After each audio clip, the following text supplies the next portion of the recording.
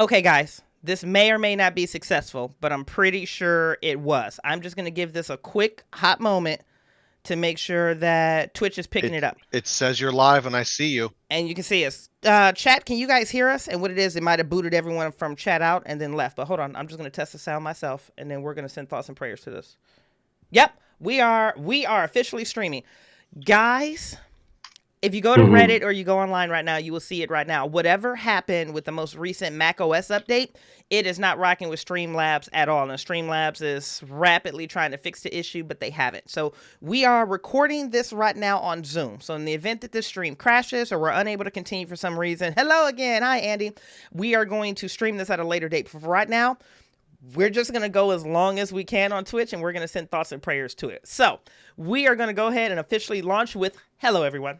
And welcome to the Symphony. Symphony Entertainment, Gaming, and Arts is my gaming company that focuses on horror systems, indie games, organic content, and player agency in an attempt to bring a symphonic approach to horror role-playing. I am your host, Bridget Jeffries, and this morning for David, this evening for everyone else, we are playing The Witch's Bargain, which David not only is running tonight, but he also wrote. It's actually in the editing stage, if I remember correctly, with Evan and Heinrich, and this is going to be featured in the upcoming Year of the Goat anthology that is going to be highly anticipated. Everyone's super excited about it. We've already had one stream of it, which was Maiden Mother Crow by Matt Doc Tracy, and then this is The Witch's Bargain by David Waldron. So we're super excited to have him on the Symphony for the very first time, and we are really excited about honestly going through this content because this is David's very first time live streaming, and this is Matt's very first time playing Call of Cthulhu. So if you're gonna do it on the Symphony and just make it out amazing. Me there. Thank you, Bridget.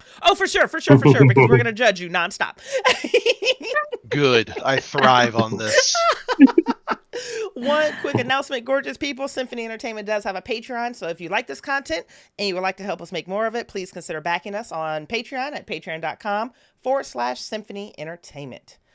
Content warnings have been discussed with the cast and crew. The X card is in place. These can be sent via private message, or you can do them visibly where David can see them. We will also be using the Symphony mandated red, yellow, green traffic light method.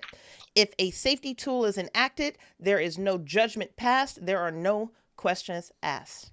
And without further ado, guys, let us unveil this cast. Cast members, please introduce yourselves. Tell us who you are, where people can find you, some of the things you do. And for the Symphony surprise question, it's going to be, what 3 emotions do you think of when you face a full moon?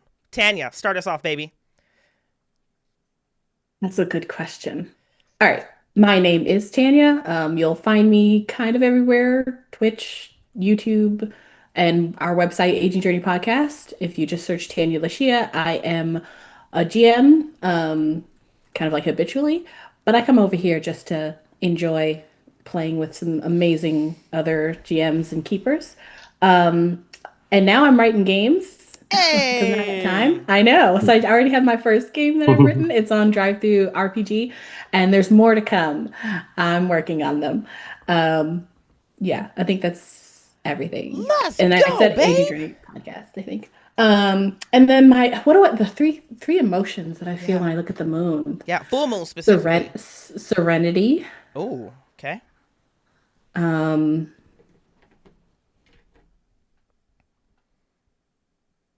Yeah, it's really like calming. So yeah, I would say serenity, comfortable.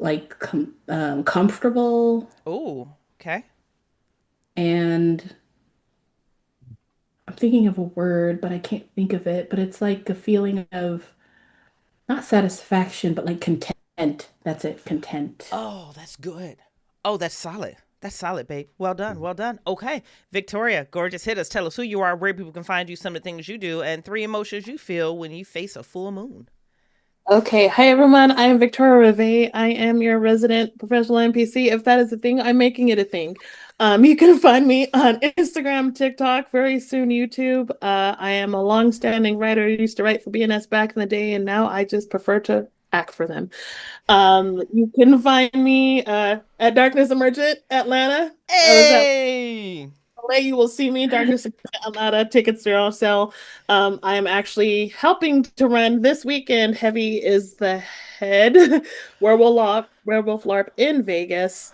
coming this weekend. So a lot of stuff going on. And I'm very close to launching my short story series called The Adventures of Masai Fortuna. She is Yuan T from D&D, and so it's all about her adventures as a swashbuckling paladin rogue and Oh, dealing with the troubles of other cultures like High Elven society as a Wanti. And so uh my company, Dice Entertainment, specializes in diversity and inclusion and creating a safe space and community. So that is what I try to promote. Bam. Oh, three things of the full moon. One, yes. primal nature, because hashtag pagan life. Yep. Two, mysticism, kind of like an ethereal presence, like you're swaying in the wind. And then Ooh. three, uh, feminine energy. You got full moon and feminine energy is a thing. It's a very present thing. So that's me. Oh, I'm loving all of this. Oh, I'm loving all of this. Okay, Matt, hit us, baby. Tell us who you are, where people can find you if you want to be found, some of the things you do, and three emotions you think of when you face a full moon. I'm to be disappointed, Bridget. I am not found anywhere because I don't have a platform. This is my second game playing with Symphony. I'm very excited to be here. My name is Matt Armitage. I'm a long-term D&D nerd, rifts, all kinds of different little systems I've tried over the years. I story tell. I play as often as I can. I play in the One World by Night vampire game where I was a coordinator for 3 years, where I've been on staffs and run games before. So a lot of history in tabletop RPG and storytelling, but these have been my first real forays into this form of content, which has been a lot of fun.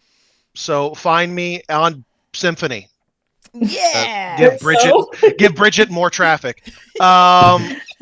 The thing I'm most excited about tonight is, of course, getting to play in David's story, but also deeply, sincerely, I want to make Bridget crack somehow. So that's my goal, as long as it's naturally in the narrative.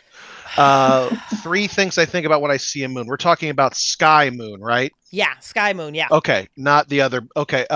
So what I think about when I see the moon, full moon, is normally that's big. Okay. So awe. Awe is good. That's bright. So like where I live, it's not quite in the big city. So we don't have all of the light pollution and saturation, but I'm not in the country, so it does become the brightest thing around still. So there's that sense of awe is magnificence, but there's that sense of being small. Ooh. Which is not something I feel often, as I am a big boy. And a third thing would probably be a little bit of like mischievousness. I was a night owl for a very long time until I got on day shift hours. But when you're out in the middle of the night and it's dark and the moon is full, you're like, I want to go cause some kind of mayhem.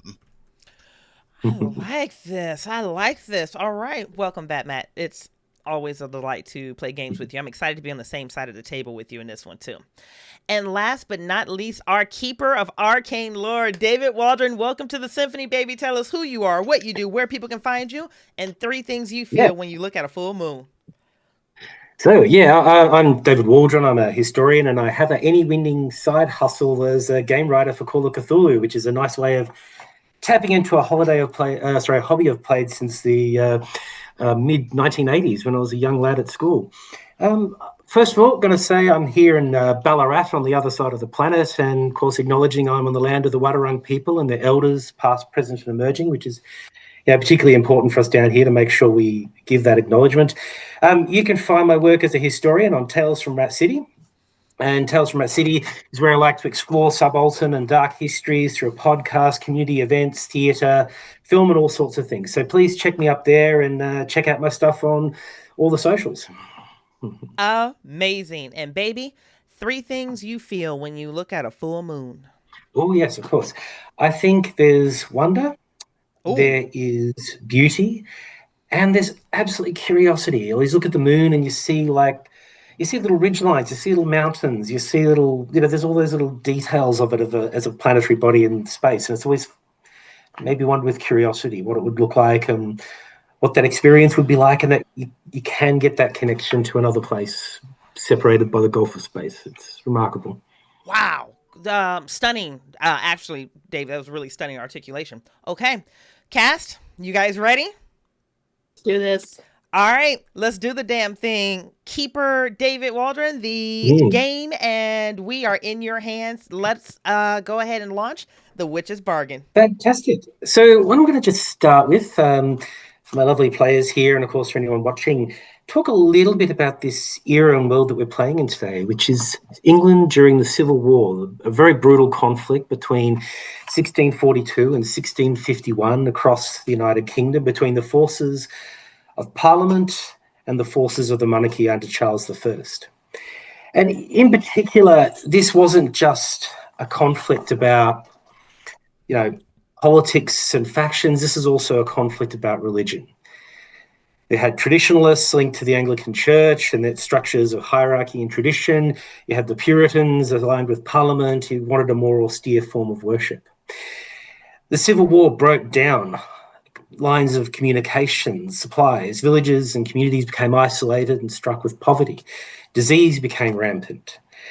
The religious nature of the conflict led to religious purges, and in the context of this, a fellow by the name of Matthew Hopkins, after a supposed enchantment by a neighbour, Elizabeth Ann Wenham, began a campaign of hunting for witches, in which he and his team became fixated on finding the devil's agents in amongst the communities and enacted quite brutal interrogations to gain confessions, finding the witches' marks, and hundreds of women across the eastern side of England were killed for witchcraft. So there's this context to it. East Anglia as well. Today it's, lovely green rolling hills. This time it's not being drained. That's done by the Dutch a little bit later. At this time it is thick swamp. Forested swamps. It's called the Fens. Fen folk had a reputation for being peculiar, religious, superstitious, closed off and disconnected. So it's a time of civil war, it's a time of anarchy, it's a time of disease. It's a remote part of Britain filled with these forested swamps. Now, this particular part of England as well, I wrote a history work on this back 2010, is believed to be haunted by a creature called Black Shuck, the black dog of Bungay. And this was a huge demonic black dog, or as I said, the devil in such a likeness. And Black Shuck would hunt people, bring them warning of doom. It would punish them for their sins. And in the little town of Bungay, where my parents lived for a long time, the town in 1577 was believed to have been attacked by Black Shuck, and it smashed through the church doors. And according to legend, it bit people and they became shriveled and twisted like a leather purse with its strings drawn shut. Wow. And so to this day, the town is still, And so to this day, the town is still believed to be haunted by Black Shuck. Many people link it to the spirit of Hugh Bygod, who was a king from the early Middle Ages who had a reputation for he had a reputation for cruelty and brutality. So it is a very difficult time in this part of Britain. Teacher, can I ask a question? And for you, yes, please. Yes. Just from a purely actual historical standpoint, obviously a lot of myth leads to truth. Was there a sickness or an illness or a disease that actually caused that kind of shriveling of limbs or anything like that? Well, if you want the detailed explanation from the book, everyone had flooded into the church. There was actually struck by a hurricane, a storm of rain, hail and thunder such as never seen the light, is how they describe it in the parish records. The church was struck with lightning, and the thought is that some people, when they came in and saw the bodies later, had become shriveled and twisted with the electric shocks and the burning, and they associated that with the hound's attack. Very interesting. Thank you. Yeah. The story itself is not in the parish record, but a Puritan fundamentalist preacher in London called Abraham Fleming publicised this story in a pamphlet as God punishing people for their wickedness and smiting people for their lack of commitment to the faith. So this has now become a deeply entrenched story. When I was there, I found stories from people who'd claimed to have seen Black Shark and had encounters with it, right up through to the present. It's still endemic, though. If you do visit Bungie, it's a little bit like there's Black Dog Antiques, Black Dog this, Black Dog that, Black Dog netball team. Everything's Black Dog, but the nature of tourism. Yep. It's like if you go to Salem, everything's witchy. We got the Mothman all over. Yeah, absolutely. So it's now deeply entrenched in the town's history, and there's stories like this across Britain of the demonic black dog that brings foretelling of doom, though there's an undercurrent of this as well, that for the innocents, the dog would be a protector, particularly children, young women and so on. The dog would protect you, as well as punishing wrongdoers for their sins and foretelling doom. So this is the context, a period of chaos, families turning against families, bloody religious warfare, heretic purges, witch trials, and rampant superstition. And I'll give you a little example of this. Like I live in Ballarat on the other side of the planet. We've got a book here from this period from England, and it's bound in human skin. And the book, I use this as a MacGuffin in my adventure, William Bailey's Haunted Mansion. And this book, bound in human skin, it's actually the fellow who owned the book's mother. She was bound into the book. I mentioned it to my mum and she said, "Don't make me into a book." And I'm like, all right. So the book makes an argument for a literal hell, putting in opposition to an argument some people had at the time that hell was simply being separated from the grace of God. It's a metaphor. This says, no, you need to have a literal hell with demons and torches and all those things below the ground, and it's bound in this woman's skin. It's a uniquely grotesque, sort of horrific sort of thing that's come to us. So at the time, she would have probably seen it as becoming part of a holy book and being bound to the Lord's word forever. It had a different kind of connotation. But nonetheless, it's ended up through a weird chain of events in Ballarat, of all places, through the gold rush in the 1850s, which, I live in a mining town, and that's really when it became established, people coming here from all over the world, bringing things with them. So this is where you are, a time of chaos, a kind of time of religious paranoia, persecution, disease, and poverty as the world is broken down. And I should mention for the witch trials, a big motivation why 90% of them were women in England is there are a lot of women who'd lost their husbands to war. They'd lost their husbands to, let's call it poor OHS and so on. And they were seen as a burden on the community. The poor laws demanded that they be cared for. People saw these women as a burden. They went, right, if I accuse them of witchcraft, I turn them away, they say, then they curse me with witchcraft for turning them away, we can kill them. It's quite brutal economics if you think of it in a horrific way. So that's the context of this time. I won't talk about details what happened to these women, but it was grim. I will just say that. So for our team of, let's say brave investigators, but there's some ambivalence here in this time of chaos and strife. You have attempted to raid a coach. A coach had come through with a collection of resources for the royal cause. You found a position where you thought it was unguarded. I think a good person for this might have been Edmund sizing it up. He's got some locals to help him, and hopefully you'd be set. However, this has not all gone to plan. Too late that you saw the guards had actually been watching in some distance, and after a quick and desperate battle, you've fled into the fens. And after a while, you've heard the troops, you've heard the sound of pursuit disappear as you push deeper and deeper into the swamp-laden forest.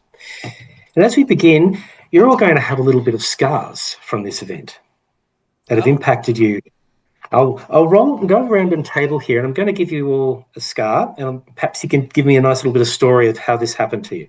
Okay. In an attempted coach robbery. Okay, I'm going to start with Edmund. Edmund, you've had a sprain, and I'll get you to take a hit point damage, and you'll get some penalties to dex rolls. So take my 11 and make it a 10. Yeah. Okay. And you'll get certain penalties to dex rolls because you've sprained. Tell me, how have you sprained yourself? Sprained your ankle? So we were doing it's an attempted coach robbery is what you just described, correct? I have to imagine Edmund, being the type of man that he is, went to try to grab the reins or knock somebody off of the coach or wagon, and maybe while trying to haul himself up the side, his grasp slipped. Someone slammed something hard down on his fingers, and he slipped and fell and just landed on his ankle wrong. Halfway up from the carriage. All right. Maybe it was his job to actually like arrest the carriage, and he failed to do that. Cool. Oh, well, not cool for you, but yeah, go to the story. Isabel, you've been bruised and battered. You've taken a beating, but you've avoided serious injury. What happened to you in this robbery gone wrong? Oh, you said bruised and battered, and I've taken a serious injury? Yeah. Okay, so reverse question. Of the other two ladies, Margaret and Agnes, which one of you has the smallest size score? Oh, that's a good question. I'm 40. I'm 45. Okay, so bruised, battered with some type of incident. I'm going to say when... I don't know how we missed this. I don't know how we missed the fact that this was potentially a trap or the guards were watching. But once that assault happened, I think the only thing I could do is do everything I could to make sure Agnes got out of the situation as quickly and safely as she could, which it's not that I frontlined the attacks that were coming at her. I just did my best to intervene, and I took a lot of blows that were intended for her, but I was very intentional on just trying to get her up, get her over, get her out, pushing her away, and that came at a cost with me collecting a lot of that pain debt on her behalf. Cool. All right. Margaret, you've got a deep cut. I'm going to give you, can you take 1d3 hit points damage? Oof. Oh, already. All right. And what's happened to you? Oh, well, things have just been rough and tough lately, and I don't know what I was thinking attempting to do this, and I got a modicum of courage, and yet somewhere underneath felt that I'm going to mess this up for the group, and I had it in my hand ready to pry open the carriage, and in running hastily, because I don't want to be caught, can't stand to be caught, my blade slipped, and instead of it going back into my boot, well, it diced right across my ankle. Oh, Alice. Ooh. I was not paying attention. All right. And for Agnes, this actually plays out narratively very well. Lucky escape. You suffered only minor scrapes.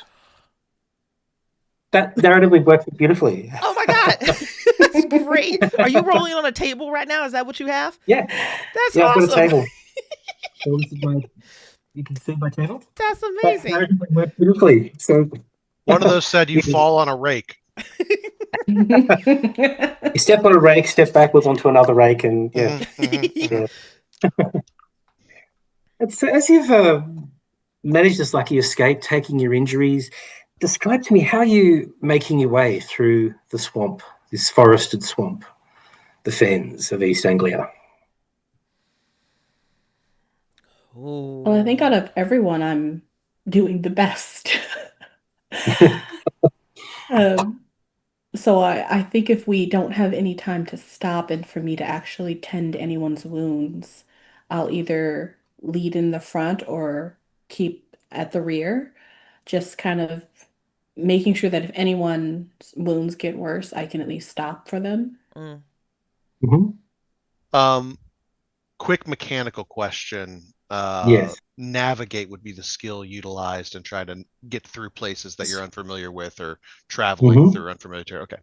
I do have a decent skill in that, but I imagine that Edmund's very out of sorts in a place like this. I've got a sword that I imagine is more beat up machete than like a nice fighting weapon. So I think I would try to be close to Agnes and maybe, hacking down some branches that are in our way or cutting our way through some heavy foliage as needed, but trying not to feel like dead weight at the moment. Yeah. That's strong. I think I'm going to pull up the rear at this point to try to make sure that our tracks are covered, that we're not easily followed with the density, I'm sure, of just the saturation of the soil and the density of just the forest. I'm sure that's not a difficult challenge, but just in case, I'm going to be bringing up the rear late just to make sure I don't hear any sounds of pursuit, or to be able to relay that back up the line if I do hear someone coming. Right. All right, so you're making your way through this sprawling advance of twisted waterways, boggy marshland, and thick tangled undergrowth. Ugh. And the landscape's somewhat disorienting. It's quite misty, it's quite foggy, it's moist. It's that England where everything's a constant drizzle most of the time as you're making your way through. And you stumble your way through these thick reeds and the gnarled trees. And as you make your way, it's in some ways, while it's disorienting, it's probably also good for you in that it's hard to track you. And gradually the cries of the pursuing soldiers and their dogs fade, swallowed by rising mist. Can I get everyone to give me a listen check, please?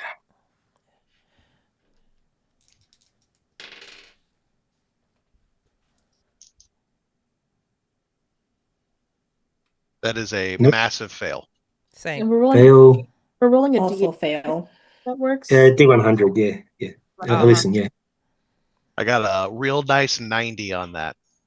Oh, wow, Nice. yeah. Oh, wow. You're in your own little world there. Just listening to my heartbeat. Mhm. Did anyone succeed? Mark, No. No, yeah. interesting. Margaret, Sorry? did you get it? Margaret, did you succeed? I got 45 and it's 25 for listening. Yeah. Okay. Jeez. So, Paranoid. I'm freaked out right now. I think It's the Baldur's I think Gate I was- perception check failed. I think I was absolutely, yeah. closest. Should I spend Sorry, luck? you could absolutely spend luck, yeah. You absolutely can, yeah. Save this end. I feel like it's Okay, really well. early in the night, but I know. we're also but alone in the fens, so maybe. It's like the one check that everyone failed. I'm like, ugh. Right, that's impressive. Starting up wrong. I was at 48, so I only have to spend 5. That's not bad. Oh. That seems fair. That's not bad. Are we So- allowed to share luck? No. No, unfortunately. Not unless there's some weird artifact or something, but no. So So, I just got a regular Agnes, success. I'm going to describe this to you as you hear nothing, and in hearing nothing, that's unusual. Oh. There should be bird calls. Hmm. There Absolutely should nothing? be sounds. Nothing, as in a blanketing silence that's almost oppressive. And in seeing that, it's like colours are somewhat faded. It's like you're looking through the world through an aged cloth or rotted parchment. There's almost a faint sepia tone to what you're seeing in this deafening silence. Mm. And I know that sounds odd, but I'm hoping to try and convey that sense of, you know, when you're in those rooms and there's like sound, it's designed to not let sound echo and resonate. It's the odd. less you hear, the more you start hearing the thrum of your own heartbeat and the beating of your own blood. Absolutely, yeah. So it's very strange. You should hear bird calls and animals and things like that, and you don't. There's nothing. Agnes, I think while you're catching that, you just have me grabbing a limb and just whoosh. God, where the fuck are we? Yeah. I think based on this eerie silence and the little bit of noise that everyone else is making, I just am going to put a hand on whatever arm that's going up to slash the next vine. Mm-hmm. And I'll just stand there for a moment. Does everyone hear this silence? What? And then I'll. Oh, what the fuck? Can I get people to give me a spot hidden? Oh, God. It's getting worse. Okay. Hoping on this one. Ooh. Lost it. Success 23 on a 25. Oh, wow. Okay. Yes, I also got a success. So And I the got sky an is extreme. sort of. Oh, right. Okay. So we've got some multiple things. So for the extreme, Isabel particularly, Okay, it's hazy, it's twilight. It's what you're noting, Edmund, you notice that there's no sun or moon and it's hazy twilight. And okay, overcast isn't uncommon in the UK, but it feels odd. Goddamn swamp Isabel, yeah, you notice that you can't. You normally can get some sense where the sun is, and you can't. It's like there is no sun or moon. And you look and you see this little trickling brook, and it's running up a short rise. And it shouldn't run up. I was just going to say, like you said, it's running up a short rise. Interesting. It's running up a short rise. David, just because that's how water works in Australia doesn't mean. Right. Yes. No, it looks like maybe it's an optical illusion, but it actually looks like it's running uphill slightly. Can I get to that brook? Is that easy enough for me to approach? Yes, you can. You can just wander over and have a look. So I'm going to wander over, and I'm just going to, because I'm bringing up the rear of the party, so I'm just going to very gently put my hand on everyone, almost like reassuringly, as I make my way to the brook. And I'm going to kneel, and I'm going to stick my hands in it, and then I'm going to look back to Agnes that brought this to our attention, and then kind of look over at Margaret as well. Water doesn't run up. Look. What are you talking about? Then I look over to, Edmund. Look, the water's running uphill. And I see the same thing? You do. And there's something odd, Isabel, you noticed too with that amazing success you had while you're there looking at the water running up. There's a tree near you, and carved on the tree overlooking the brook is a 6-fold symbol. Now, this is natural folklore marking. It's called a hexafoil, and it's like interconnected circles. And it's carved onto the side of a tree that's sitting there overlooking this brook. Now, if you want to investigate that, I think we'd look at something on the lines of an occult roll or a history roll. If people want to have a look at interpreting it. Yeah, I'll point that out, and I'll specifically call out the name of the person that I know that at least has some type of a background in occult. I'm light in it, but I'm sure one of us is better than I am, so I'll call out that individual specifically. Yeah, it's definitely not me. I'm sitting on a 15. Is that you, Agnes? Are you the occulty person? I mean, I suppose it's not that high, but it's decent. David, question for you while dice are being rolled. You said that we don't see a sun or a moon. What time of day should it be? In theory, it should be late afternoon. Okay. It looks like it's twilight, but normally with twilight, you get a sense of where the sun's setting and you don't. So it's kind of like a preternatural twilight all around us, but we can't actually spot any celestial bodies. Exactly, yeah. Well, shit.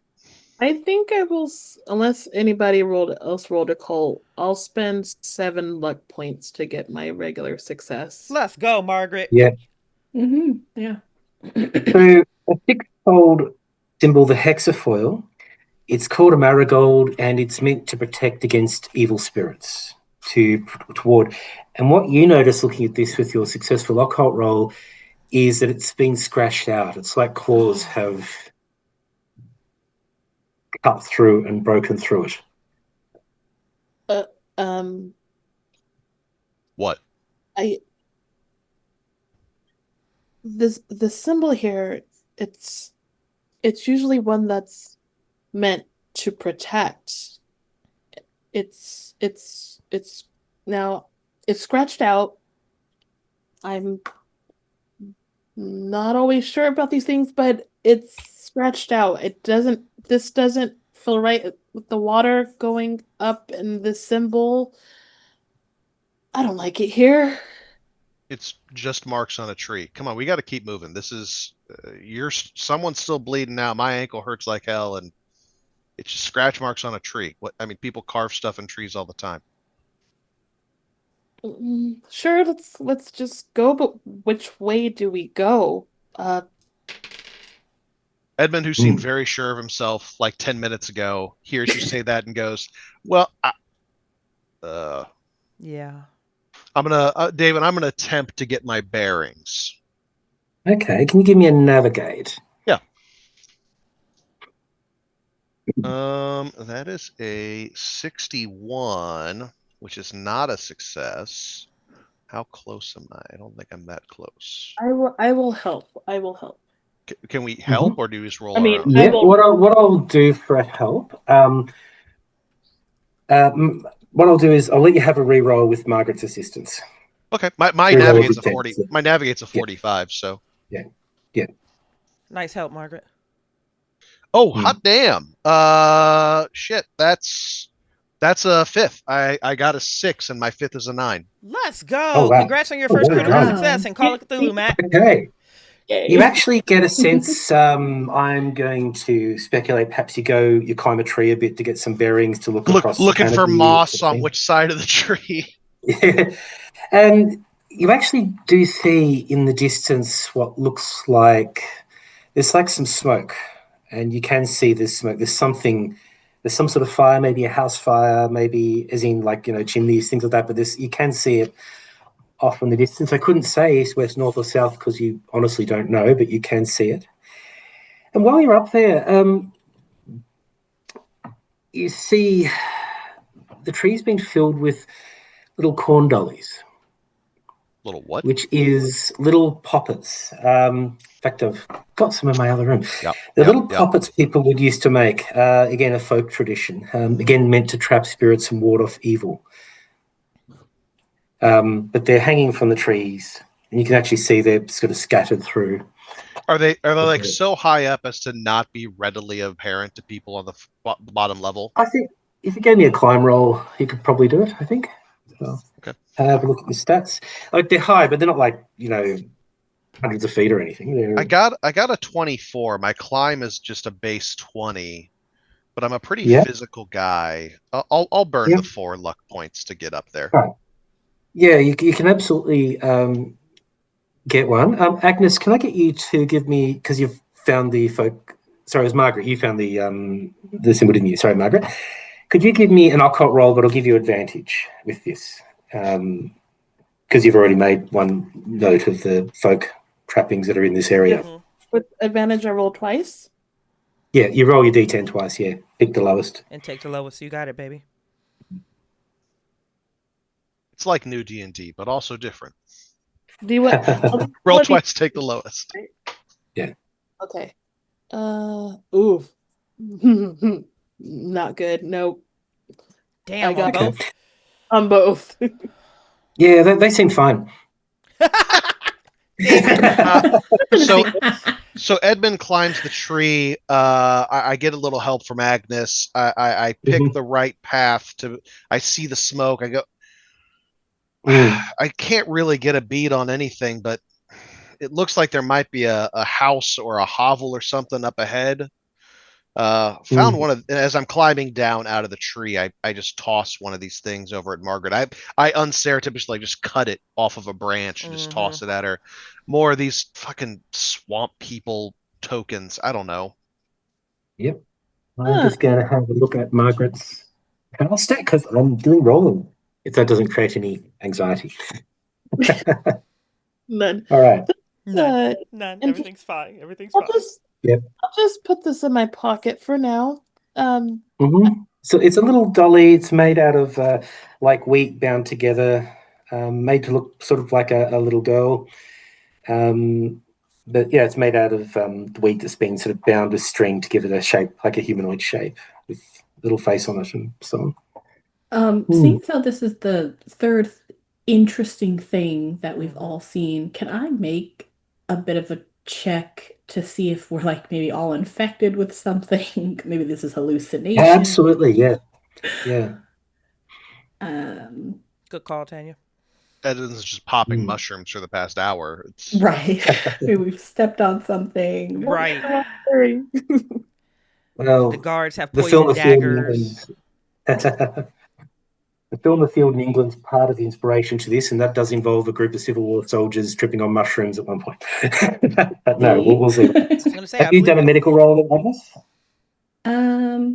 I could do medicine. Or what you feel would be appropriate?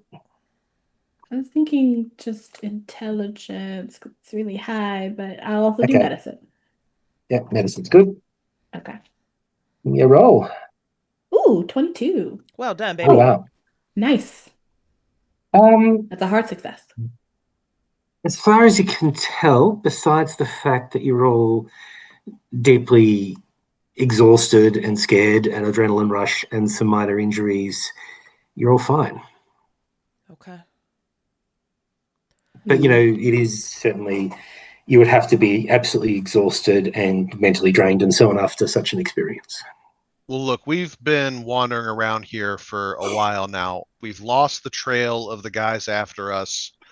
I spotted something ahead that might be people. I mean, if we're going to get lost in the woods, we may as well find people that live in it, right? Mm-hmm. I'm not in agreement, but despite the fact that Edmund said leave it alone, I have a background of typically ignoring Edmund. And I'm going to run my fingers over the symbol, this what did you call it? The marigold, the hexagon? And you said it was clawed through? Yes, it was. I run my fingers through the claw marks and I made a natural roll or natural world roll and I spent 12 lux on it to see if I could identify what these claw marks were. Well, it would seem like some sort of dog or cat, but enormous. And given that this is about eye height, whatever it is has reached up and drawn its claws through.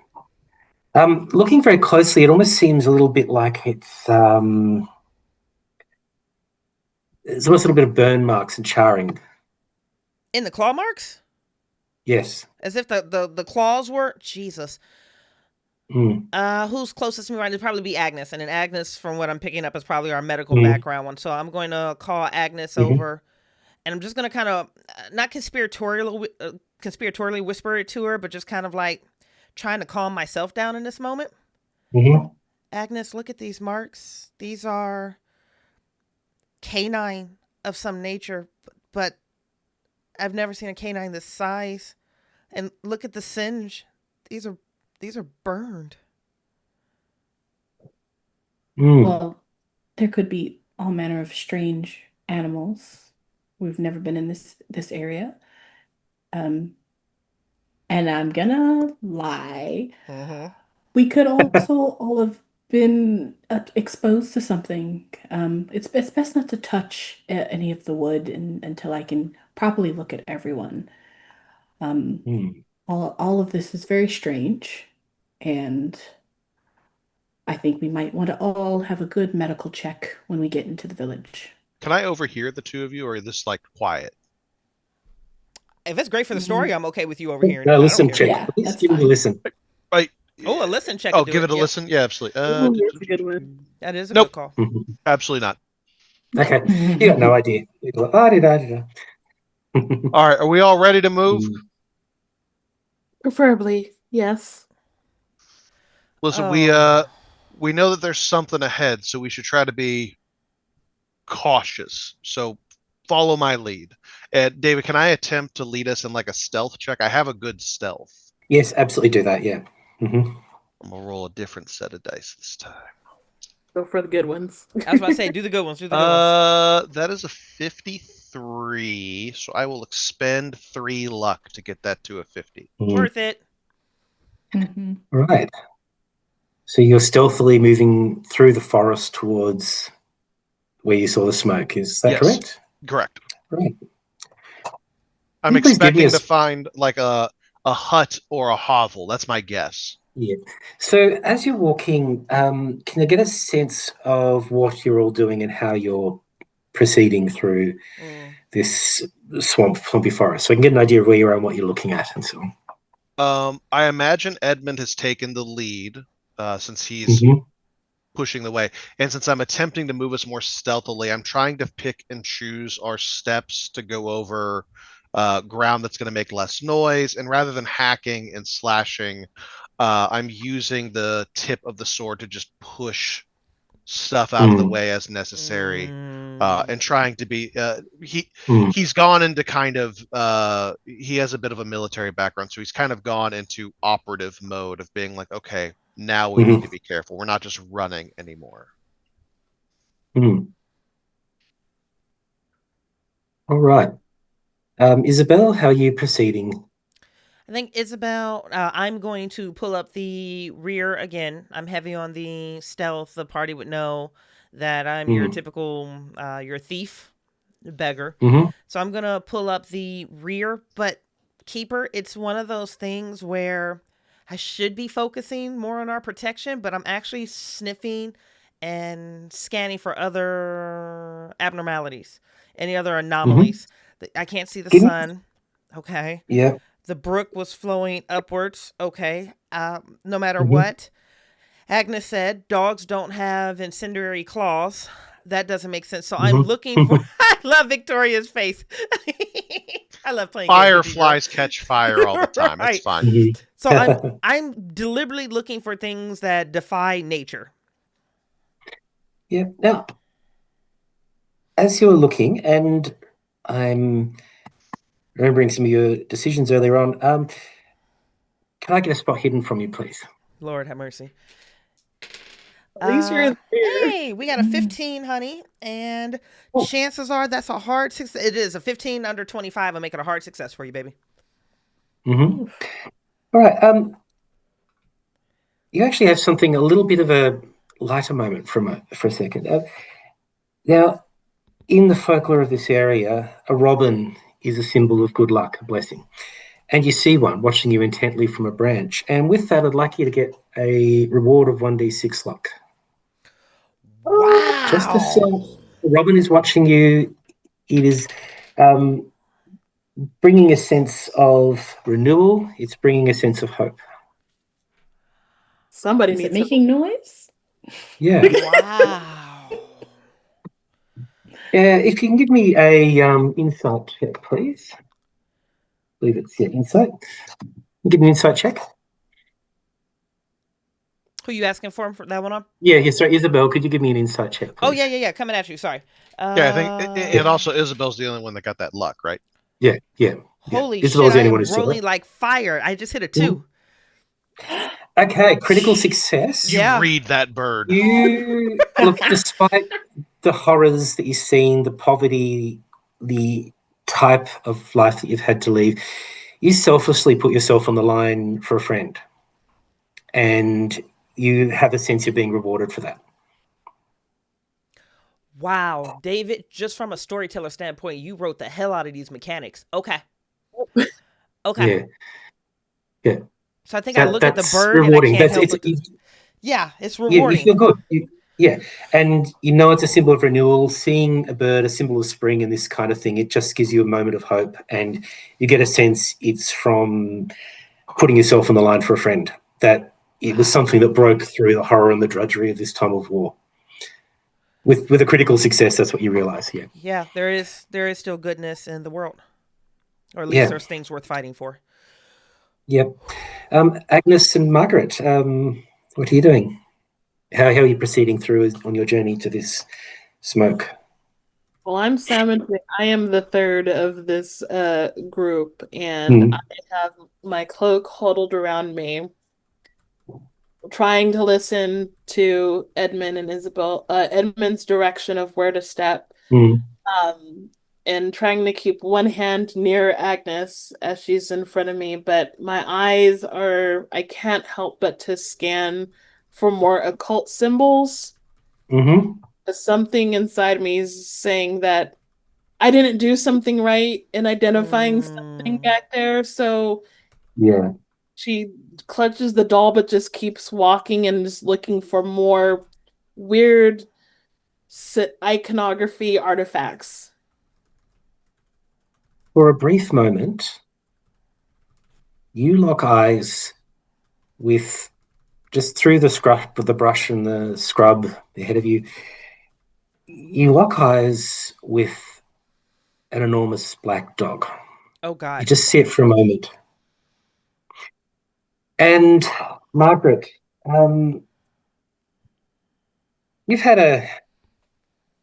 your character's had some traumas in its past, and they've come flooding back. I need you to make a sanity test, please, for me. Oh, wow. Oh, Man, it's really great being up here at the front of the line, just moving branches and shit. He ain't seen none of this. Ooh. oh, I didn't do good on that. I, Ooh. I rolled a 64 and my sanity is 45, so Oof. All right. So what you take D3 sanity loss as you have this enormous deep sense of dread. And incidentally, when I was speaking to people in Bungie, the line I get from people who claim to have seen the black dog was it just felt wrong. Like you're just looking at a dog, but it's not just a dog. There's something. I have to say, this actually includes my mother. My mother said she had an encounter with the black dog going out and shutting a farm gate fence once late at night. And she said it just felt wrong. I'm looking at a dog. It should just be looking at a dog, but something about it was profoundly not right. It shouldn't be there. That's how she described it. And said it was only for a moment, but you have seen this dog, and in your mind, there's something dark in your past, and it has come flooding to the foreground, which has caused this rupture in your sanity. If you feel comfortable, would you perhaps, as players, tell us what that is? Ooh.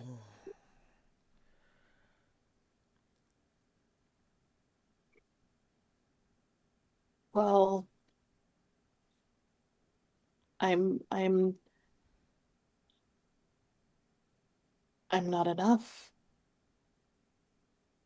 My husband,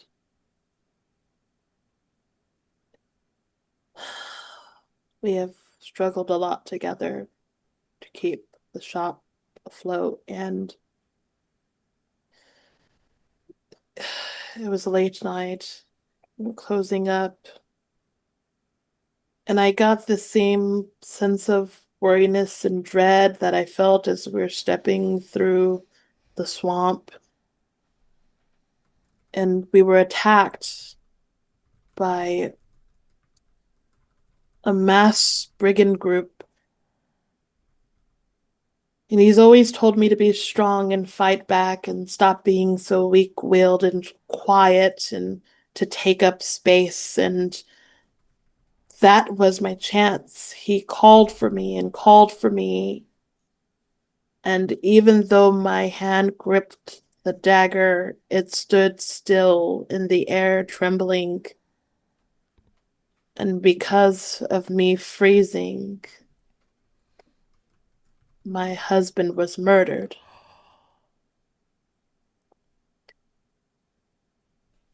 And as I'm stepping through the swamp with the same group that is counting on me, all I can feel is frozen, afraid to act. My breath, my throat feels closed as if words cannot echo out of my mouth to even warn the group of what I see. I am stunned in time.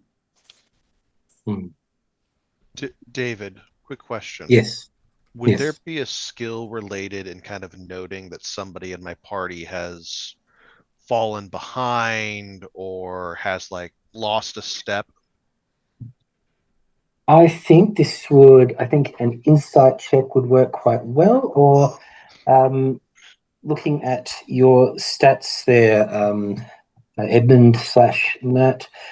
I think insight could work. I think also spot hidden would work quite well. If you'd like to roll one of those, please. And see if you notice or if you're focused on leaving. Come on, Matt. Help us establish. No, I did not get it. Ooh. The best one there was a 25, so. I'm assuming, Margaret, you've kind of just stopped stunned for a moment while you're grappling with this. Yes. Yeah. Edmund, though, you also see something ahead of you. They're like the ghostly images of some soldiers. And they don't speak, but they stare at you, and you know them. You know these people. Uh-oh. Oh. Can I get you to do a sanity check for me, please? Yeah. So it's still a D100, and I'm just trying to roll under my sanity. You got it, baby. That's right. Yeah. I rolled an 11. My sanity's at a 50. Well done. All right. You take one sanity loss at this. You know these men. Perhaps as players, you could tell us where you might know these ghostly men from. They're very familiar to you in your past. Edmund has always been a hard individual to get to know, and he didn't have a very comfortable life growing up. A lot of what he had to fight for. Yeah. And that led him to being the kind of man who fights a lot. You could call him a mercenary. You could, in some instances, call him a brigand. In other places, he's been a soldier. It's really been about who's paying the most at the time.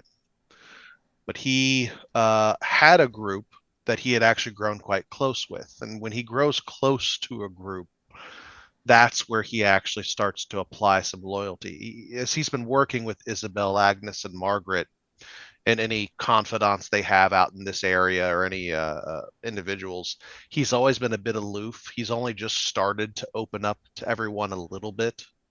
He's older, he's pushing 45. He's got gray in his Van Dyke goatee. He sees the faces, and there's memories, hard memories about a decision he made once upon a time. He's a hard man to give his loyalty to anybody, and he did, and he had to betray his own conscience. There's a moment when Edmund's hand, his left hand, dangles at his hip. Edmund has a pistol, a flintlock style pistol. He almost never touches it. He almost never uses it. It's one of those situations where he's very particular about his tools, and you don't sully or dirty a tool unless it needs to be used. There's a moment where his hand kind of hovers over it, but in making the sanity roll, I think there's a moment where he can kind of hear maybe the rattling cry of one of his old friends from that fateful decision. But swamp gas, the stress, paranoia. It's what. There's no giant dogs. Might be a bear. I didn't see the ghosts of my dead friends. I'm just freaking out a little bit. We need to push on. Right. So we have Edmund. I'm assuming, Edmund, you're suppressing things, moving forward, focusing on the mission.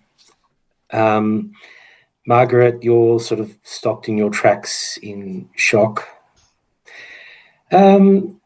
Isabel and Agnes, do you think you'd notice Margaret sort of stopping and staring into the bush, into the scrub?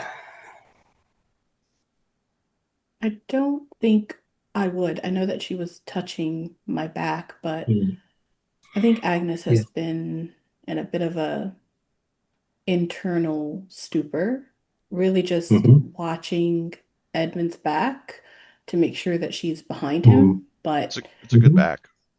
But the rest of the world around her is muddled as she's just kind of thinking, talking to herself in her mind.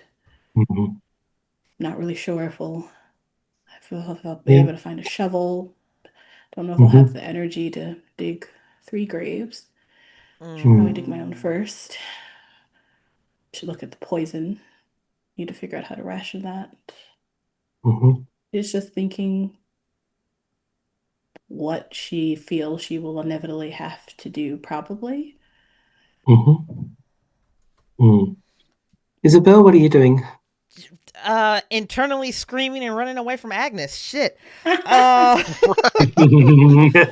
What I'm actually doing with the in-character knowledge that I do have, I feel rejuvenated. I feel restored. And after encountering the Robin, I am operating with a heightened sense of hope.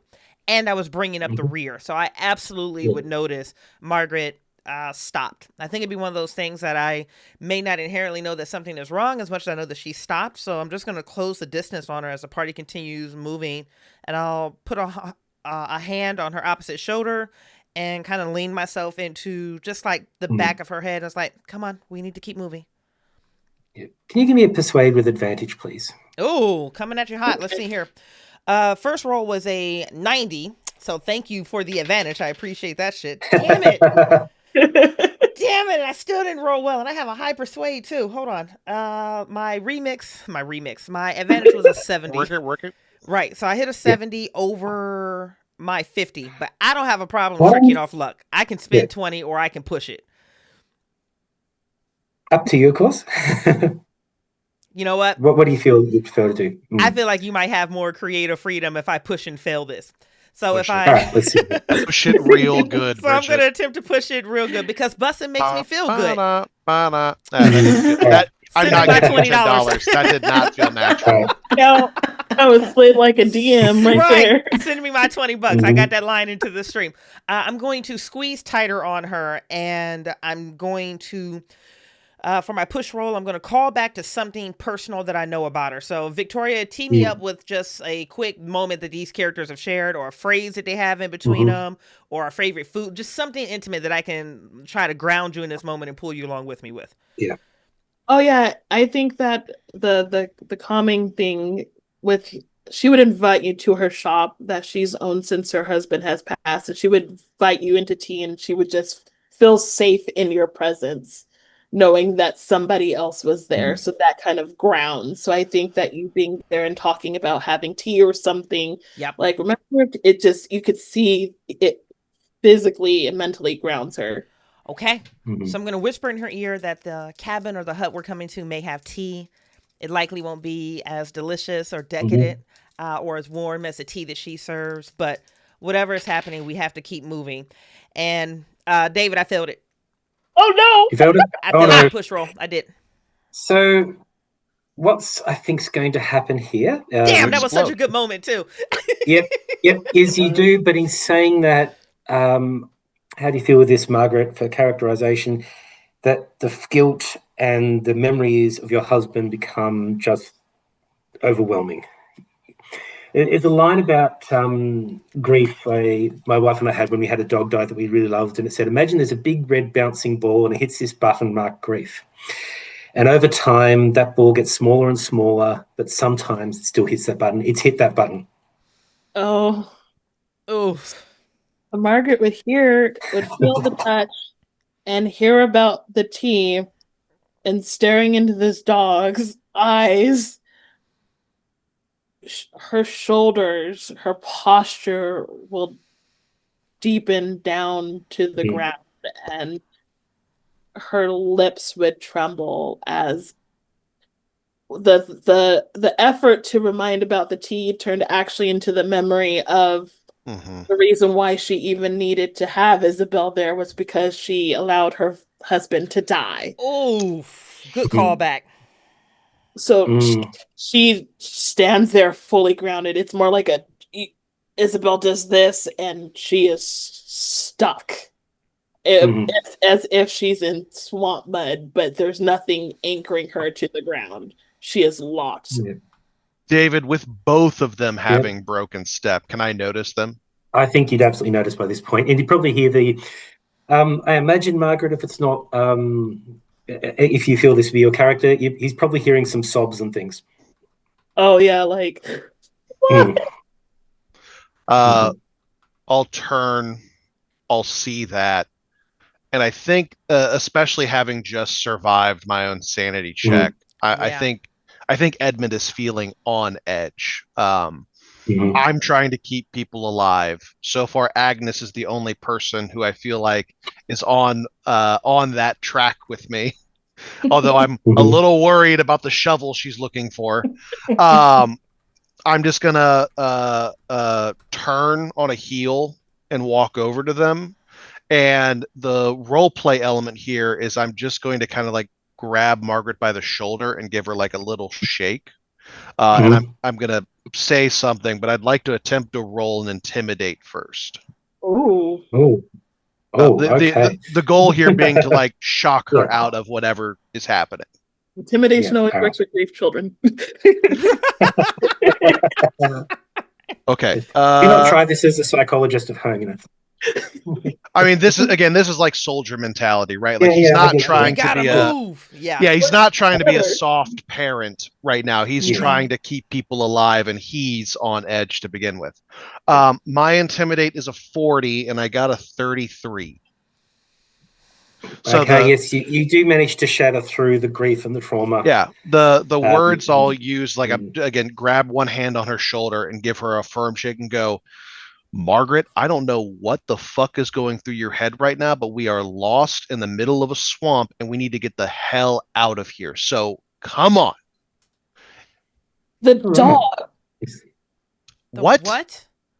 in the brush. The dog. You all didn't see the dog in the brush with the and the eyes and it was right there. Margaret, we're in the middle of swampland. If you saw a dog, it was probably a bear. We need to go. Fine. I want to go too. I want to get out of here. Fine, but I know the difference between a bear and a dog. That was a dog, but the claw marks, the dog. I'm not crazy. I'm not saying you are. I'm saying we're stressed and we're lost and we gotta go. How big was the dog? It was According to the legends, it was 4 foot-ish at the shoulder. Jesus, this is a big damn dog. that's Cujo right there. Yeah. Jesus. They describe it as being like the size of a calf, a large calf. That sounds like a bear to me. Man. Mm. Margaret, how big was the dog? It was about like 4 foot high. It was watching from that bush right there. Where? What bush? I mean, I do recognize that I'm probably not the best at this, and I mistaken the doll, and I could be wrong. I could be wrong, but I thought I saw a dog in the brush right in front of me, and I couldn't move. Okay. Look, Maybe we should go. you're Maybe. having a rough time of it, but we have to go. Okay. So is the dog still there? I'll like turn and look where they were pointing. Do I see the dog? You only saw it for a moment. You know those where you see something through locks eyes with you? You have that moment of recognition where you lock eyes and then it's gone. And it's gone. I think now that Margaret is more coherent, Edmund does feel a little bad. So can I just walk over to where they thought they saw it and just like sort out, check the bush? I have I have the tracking skill. I was wondering if I could see Okay, like tracking, absolutely. Give me tracking, yeah. Tracking would be more appropriate for this. That is a 35. That is a basic success, exactly on the number. Nice. Yeah, you see, to quote Arthur Conan Doyle, the print of an enormous hound. So Edmund's got a big back. I'm a broad-shouldered man. My size is 50, which I guess is what that means. I am taking up a lot of space as I walk over, and again, I'm not cutting the branch. I'm just moving shit aside, and I lean over and look. That clearly doesn't look like a bear paw, right? It looks like a dog paw. It looks looks like a 4 foot tall dog paw. Yeah, you're familiar with big warhounds, Irish kind of dogs. Yeah, it's a bit bigger than that. Significantly bigger. I see that. Nobody else sees it. And can I continue to ride my previous sanity check, or do I need a new one? I think do a new sanity check. Okay. Well, I don't like that answer, but but I'll take it. I accept this. The fact that it's not just it's a thing of not just that you're aware of it, but that something like this can actually be real. I continue to my first experience with Cthulhu I ever played. I played a guy who was incredibly sane until he absolutely broke. So I rolled a 12. Oh, nice. Oh, so I'm very happy to continue to be the normal one until the house of cards collapses. So I lean over, I see that, I have a quick, like one of these, and then I push the brush back and go, nothing there. Come on, let's go. Agnes, while this is happening and all these other energies going on, you see a flash. You see what looks like a woman in a white dress through the trees, maybe 50 yards from you. Can't say that's a bear. She's humming. It's a little song. Looks young woman, late 20s-ish, early 30s, but you see her from a distance, dark hair, walking away from you through the forest. Again, just disappearing and reappearing through the trees. I'll try to call out to her. Oh, this must be someone from the village, Miss. All right. She turns to you and she locks eyes, and her face has this look of utter disgust and anger and hatred. And she just says to you, "He was my father. How could you do that?" And I think you have a flashback to your character's particular trauma, if you perhaps feel comfortable sharing with the players.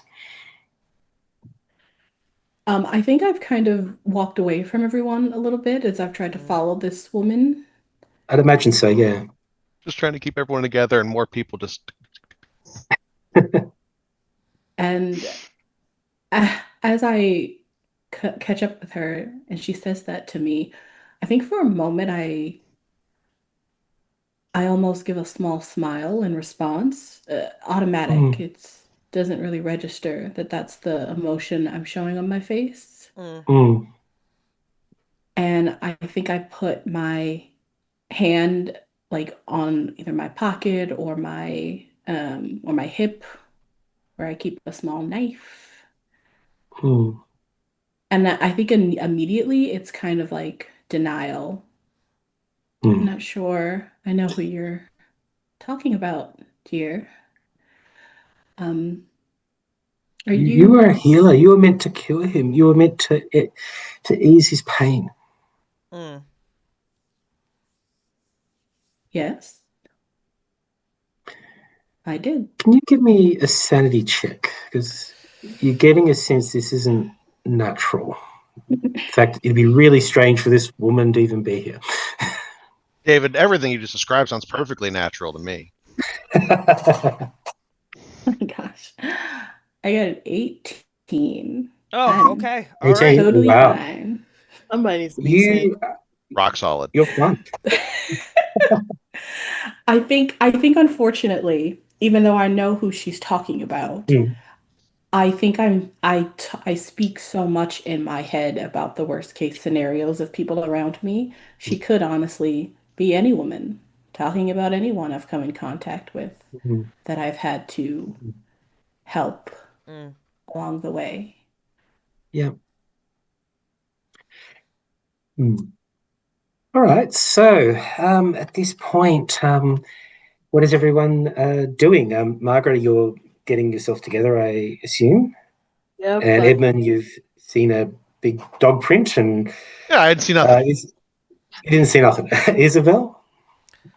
I've got Margaret back to her feet, or actually Edmund more got her back to her feet. I think I'm just going to be trying to corral everyone and get us back in motion.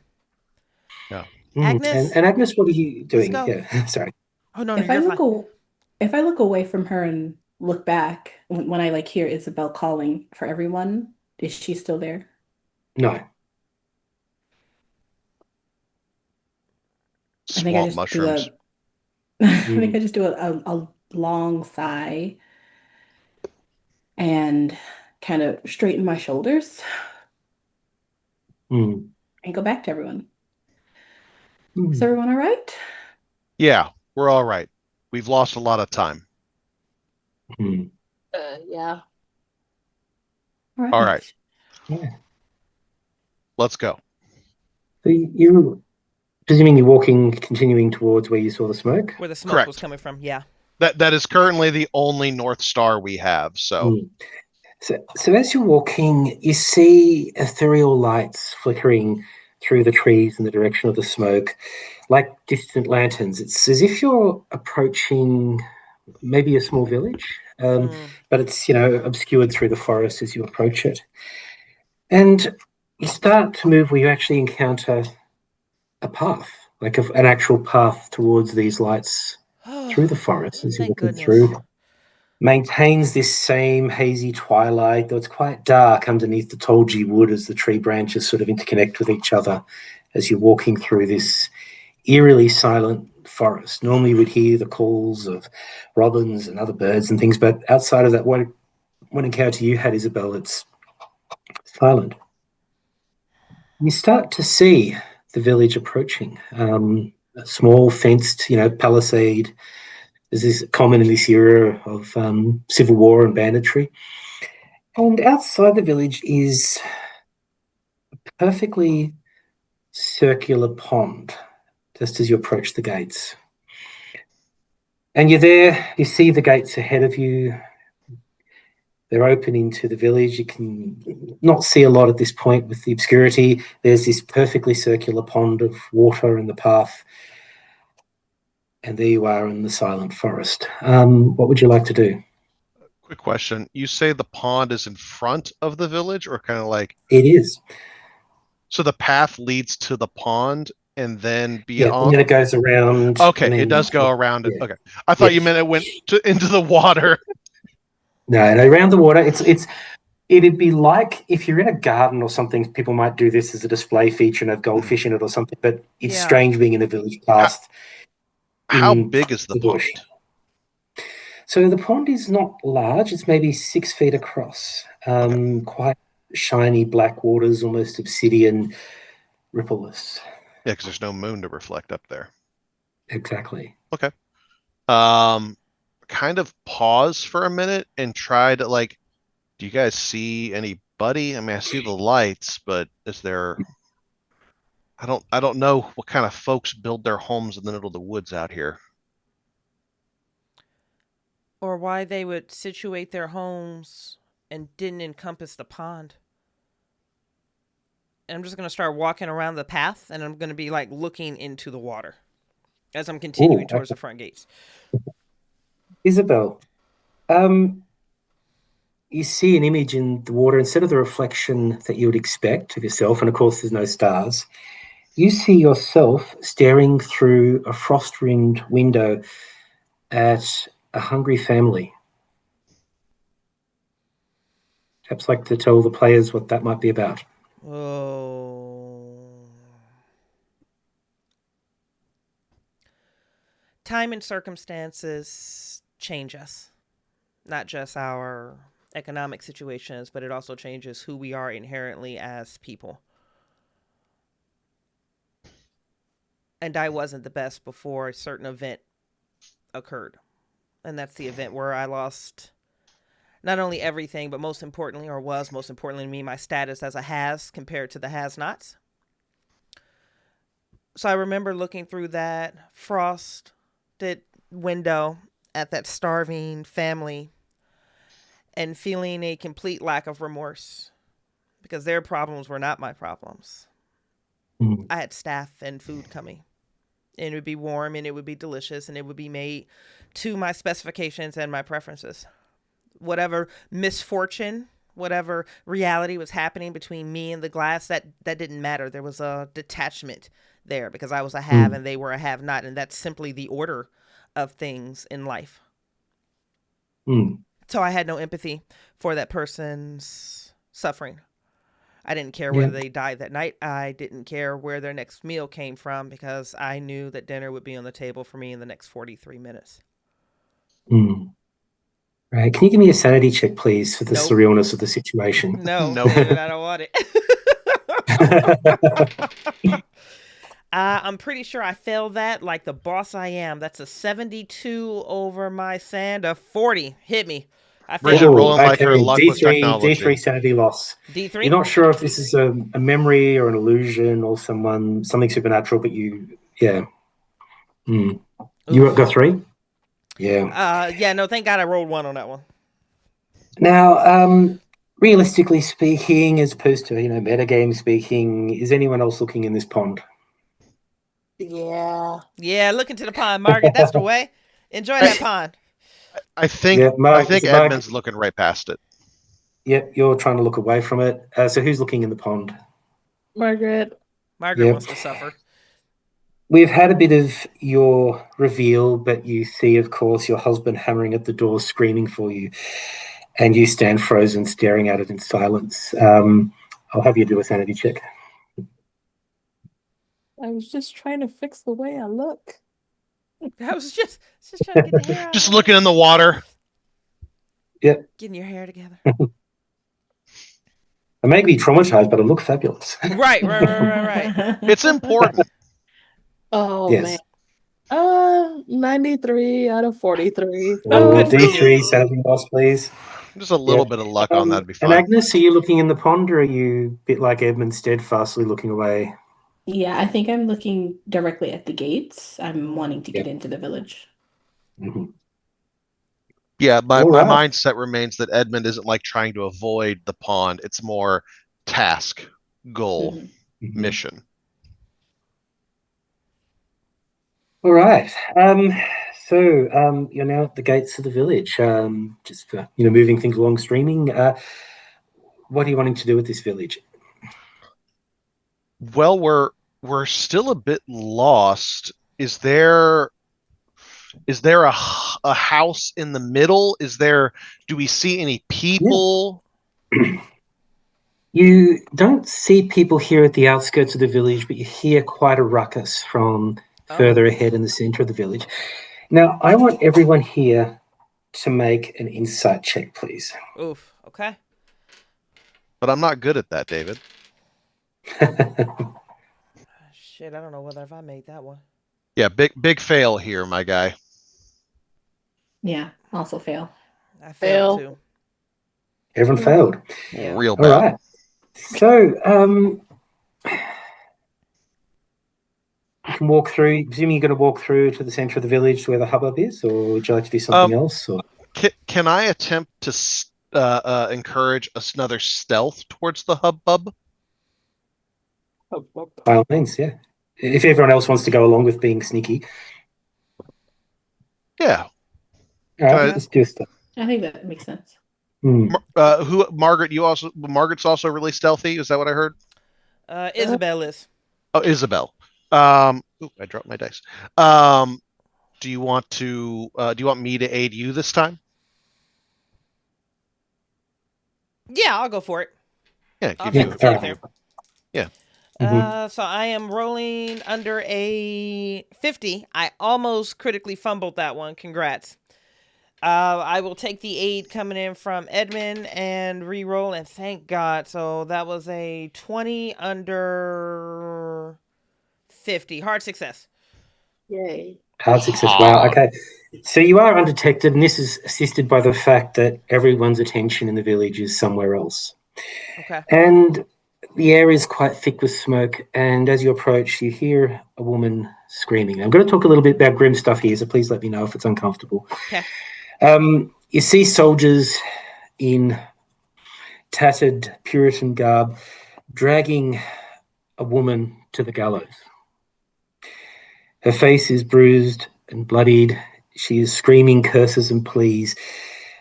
Around her, there's a mob chanting, "Kill the witch, kill the witch." She's barely able to walk. It looks like she's had a very difficult time. And they're dragging up there towards the gallows as this woman's pleading. You can see maybe a dozen people involved in the dragging. There's a cluster of villagers chanting and throwing and being a horrible mob. And I guess the question is, what do you want to do? Yeah, that's a great question, David. How many people are here? So there's 12, active, men involved in this sort of process. There's a cluster of maybe a dozen other people, mixture of women, children, elderly, and so on, that are involved in yelling abuse and throwing things and being horrible. soldier perspective, how are the men armed? What's the disposition of force here? They're they don't look so much like professional soldiers. They don't move like professional soldiers. They look like the local village men who have grabbed clubs and, the 1600s version of some dodgy militia. Okay. And it seems in your description, it sounded like everybody's in on this. Like, at least they're encouraging this. Yeah. I mean, Edmund sees this, doesn't look like he likes it, but there's 4 of us, some of us are injured, and I'm seeing a good number of people. And so I think Edmund kind of looks to everyone and goes, well, this is fucked. We should do nothing is what we should do. Yeah. But look at what they're doing to that woman. We can create action or. And Margaret, once they're done with her, they'll do it to you. But we don't know why we have to do something. We will. I'll just kind of interject. Can I kind of gauge based on what I can see in front of us that I think this is kind of pretty much the whole town? Yes, this is the whole town, yeah. It's a little village. There's maybe half a dozen houses. There's a church. There's the gallows. Okay. Sorry, didn't catch that, Agnes. Pardon. I'll look at Margaret and I'll say, we will. We need supplies, bandages, food, fresh water. So pick a house. Should be empty. And I'll look over at Edmund. Do you think we can find a clinic of some sort? Clean that out? A clinic in the Finns? I'll take a look around. If this place has a layout of any kind, which it might not. I mean, there could be just wild Finn people stuff going on here. But if the place has a layout, is there a house or a location that looks like it would serve as a medical or a doctor's or something like that? You'd see a house that seems to look a bit, better condition than some of the others. These are huts. It's a, poverty-stricken area, but you could certainly see a place that might suit. I'll look at Agnes and go, logic dictates that the nicest house will have the most access to things, so that one. Then we should go quickly, get what we need, and leave before they pay attention to what we're doing. Yeah, it sounds like a good move. I'm thinking here we're actually at a good spot for this to happen. You've entered into the house. You go and collect and start looting and so on, as stealthily. And the place around you seems to fade.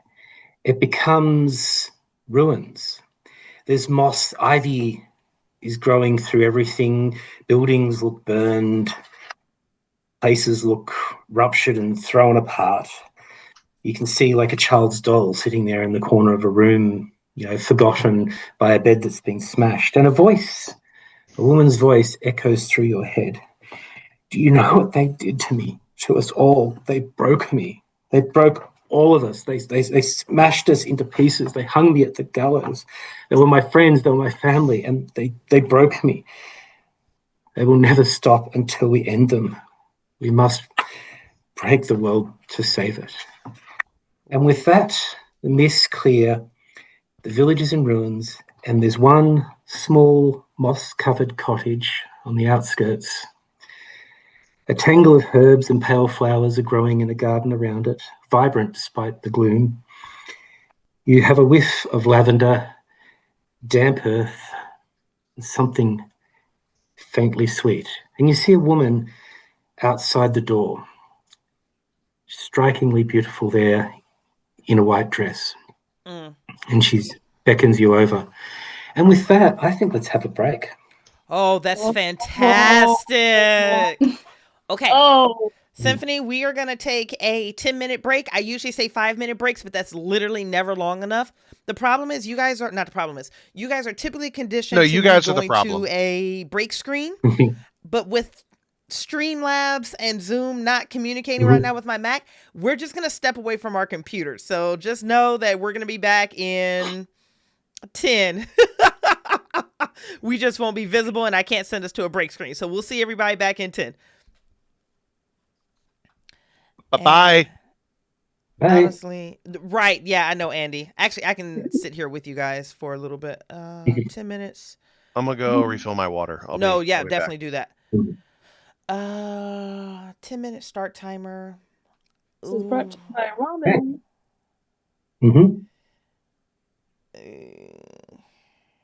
I'm almost afraid to even add another window, but we're gonna see. Oop, don't do it. I know, right? If anything else, at least it'll break at the halfway point, right? Oh, okay. Look, okay, that window at least worked. I just can't change screens. Ooh. It's there. I'm gonna do a quick. Yeah, I see it. Back 2 seconds. Okay. Listen. All right. Look at God. Holy shit. All right. I'll see y'all in 10. Timer's there. Ooh. Okay. Don't freeze, Zoom.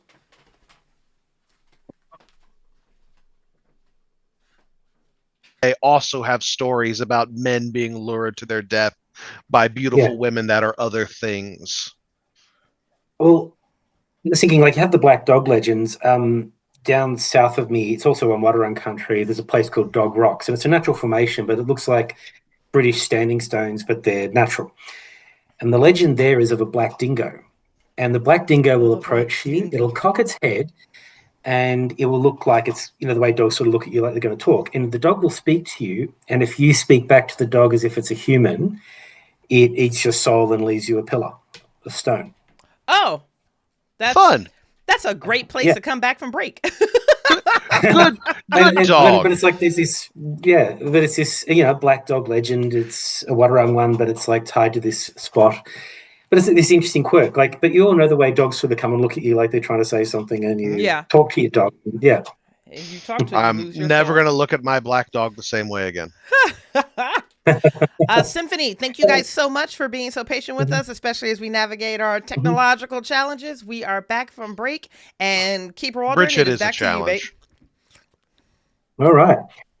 So you're there in this ruined village. Ivy has smashed through and covered the buildings, and parts are destroyed and smashed and ruined. It's strange. It shouldn't be that old, but the village looks like it has been absolutely devastated and overgrown, which normally is something that takes a long time.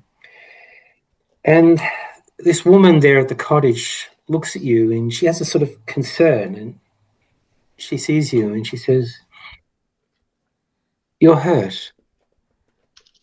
You're suffering. Come, let me help you." And she gestures you over and walks towards you. Seems like, so far, normal lady, except for the strange circumstances in which you are. However, you do notice you can actually see the moon and the stars in the sky now. So let me just retrace events here real quick, David, since we had that 10-minute break. We went into the house. We started trying to loot it to look for stuff we might need. We heard those words. Everything kind of got hazy. And now we can see the stars and sky. Like we're back in what feels normal, and we've got this beautiful woman in an old mossy cottage telling us to come get help. Yeah. Can I get everyone to do a spot hidden roll, please? And then, David, while we're reconciling results from there, if I look around, do I see that pond? No. Okay. I was thinking the same thing. Yeah. Definitely failed my roll again. Same. Okay. I ain't seeing shit. How you doing, Agnes? Because I will spit luck if no one's getting it. Do any of us have a good spot hidden? Yeah, I have a great one. I'm quite off. I'm not gonna be able to spend luck. Okay. Does anyone did anyone succeed that roll? Maybe. No, I didn't. I will spend luck. I will. It feels. I don't know. I've been hit with stupidity. I think I will spend 30. Hang on, before you spend 30, a quick question. do we want to a lot of weird shit just happened really fast. Does anyone want to? Anyone who has a good chance of making it want to push? I mean, we're all trying to wrap our heads around something weird and wild here. It feels like a good opportunity for a push. I could push. Let's go, Agnes. Push that roll. Push. Okay, let's go. I think Agnes is really frustrated. I think she was obviously she already did a medicine check, so she knows that we were fine. Yeah. But now this is very, very confusing. Either we're all hallucinating the same thing, but we aren't sick. So what's going on? Yeah. I'll go ahead and push it. Come on, baby. Bend in the good juice. That's worse. Okay. That's worse. Amazing. Good for us. In the context of this, she just seems like a perfectly normal lady, and she says, "Look,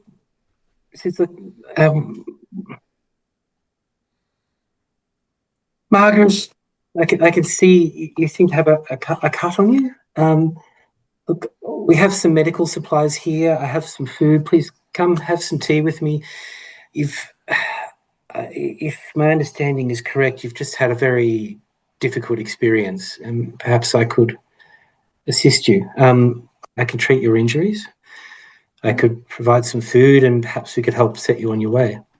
Tea sounds great, but how did you know that we had difficulties? How did you know her name? This is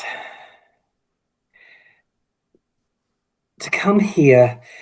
There's a doorway that enters into another world. It's a liminal space. Reality is thin around this village.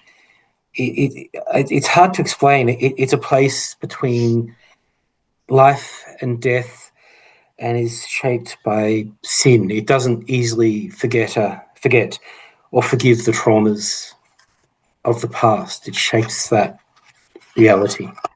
Here I have my own little oasis, and I would love for you to come join me. Lady, you're talking a lot of nonsense, and I'm not sure I want to drink whatever special tea you've got. But Edmund, What? You're hurt. Your ankle is hurt. How do you know my name? I know the name of all who pass through this threshold. It's my threshold. Oof. And you notice with her, she looks like could be a younger sister or perhaps a daughter of the lady you saw on those gallows. Oh, wow. Margaret reaches in her pocket. Is this doll yours? She looks at the doll. She holds it close and says, "It was once. It was once." She says it's been marked, and she moves her hand over the doll. You don't see any change, but it feels different. You Please know come. our names. What's yours? My name is, you may call me Lilith. Nope. Lilith Wren. And she looks at you, Margaret, for that kindness. And it's strange. You have your wound becomes, I'm just going to grab the page, get a proper description. Pardon me, sorry. Your wound is healed. You see in healing your wound, tiny little tendrils of green vines emerge out of your skin, and they wind over the gashes and the bruise of your cut, and they knit flesh together. And I'd like you to heal yourself. I think you had, was it, how many points of damage? You had 3? Was it, Margaret? You're healed anyway. Your wound is gone. Yes, 3. Wow. Oh, wow. And little vines and tendrils. And it's interesting where you are. You can see little grass and flowers and things have been growing in the soil around your feet. Do I? Can I? Please come. I see that happen. Yep. Actually, yeah. Give me a spot hidden to see if you actually see that happen. It's on a hand. That is a 26. My spot hidden is a 25. I'll burn 1 luck. Yep. So you see that. You see that these tendrils and flowers and things have all grown out of that wound and have knitted it closed, and it is now perfectly healed and smooth. Does that make any sense? Well, how do you think Edmund might interpret seeing such a thing? In fact, I think I'd like you to make a sanity roll. Yeah, please. I was about to actually ask if I need to. I feel like if I hadn't seen the tendrils in this weird motion happen, like if I had actually failed my spot check, I think Edmund would have seen it and been like, oh, she's got some like a healer's grass, some like whatever they would have out here for, and they just rub it in the wound and you're fine for it. But let's roll. Yeah, active knitting. Nah. Come on. And Margaret, I'd also like you to make a sanity check as well. I got an even 20. Okay, you're fine with that. It's strange and unusual, but it doesn't seem harmful. Margaret, no, I didn't hit my sanity. You find this deeply unsettling, so you lose just 1 sanity point. Heal 3 and lose sanity. What's sanity anyway? Yeah, David, just to follow up, I think in the success of the sanity check, that is what happens. I see it, I see the weird tendrils, and just like with Black Shuck's footprint, I go, no, I didn't. Yeah. Denial, yeah. Go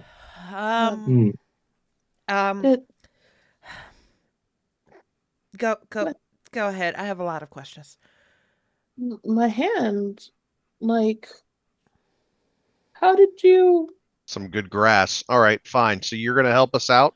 This is not grass. This is not grass. Did I see that? Looks like grass to me. What? Agnes, where are we? Would you have been paying attention to that, Agnes? I'll try and see if I can manage everyone. Agnes, would you have seen that, do you think? Would you have been looking closely?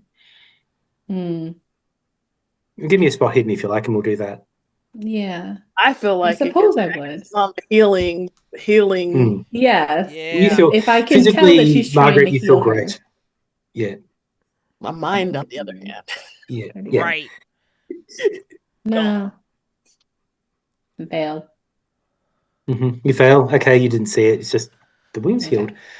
Sorry, Isabel. Sorry. Lilith, Ren, I have a series of questions for you, but I think it's important to ask. Margaret is right. How did her hand heal? Did you do that? Yes, and her voice sort of catches. She's a little bit distressed. She said, something happened to me once in this place, and it changed me, and I am deeply now. I'm in this place. It's surrounded by the realm in between, and here, though I am connected to the earth, I feel the mother with me, inside me, and through it, I have the power to heal. I have the power to harm. There's a power that's buried in pain. Others see darkness and corruption. It was painful, but it became an opportunity. It's a place where I could shed constraints, and here I am one with the earth and with the earth mother. She is with me, and with it I can heal you. I can take away suffering. I can create a world without pain. I look at Isabel, Agnes, and Margaret. This lady is talking nuts, right? Like, I mean, yeah, she did get healed. Medicine somehow. and poultices, sure. I mean, whatever. But none of that made a lick of sense. Edmund, where are we right now? I don't know, man. In the middle of the woods. I like look around, try to actively place where we might Where's be. the last place you remember being, Edmund? In the woods. No. We're in. No, the last place we were in was in that cabin when that woman was being executed. That's the last place that we were in, and now we're here. So I think the ship of, hey, this doesn't make sense has long sailed. So I need you to catch up with the rest of us, please. He knows about the doll. Edmund didn't seem to have a good answer for any of that.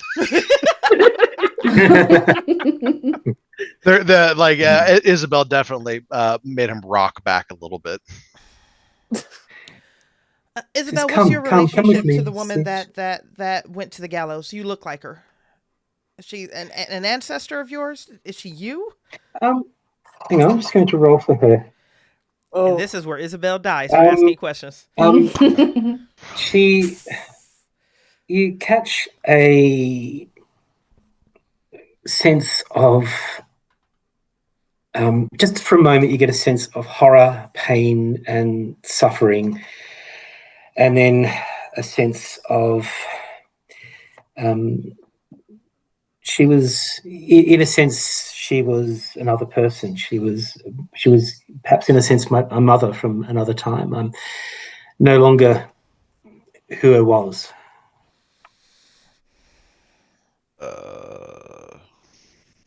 Can you heal all of us? Will you accept my help? Can I attempt an insight check on her? Absolutely. Agnes, are you accepting her help? And she's going to sense a mood. Are you leaning yes or no? Yes. The vines and tendrils spring out of all the little cuts and bruises and abrasions, and you feel physically wonderful. You've never felt healthier.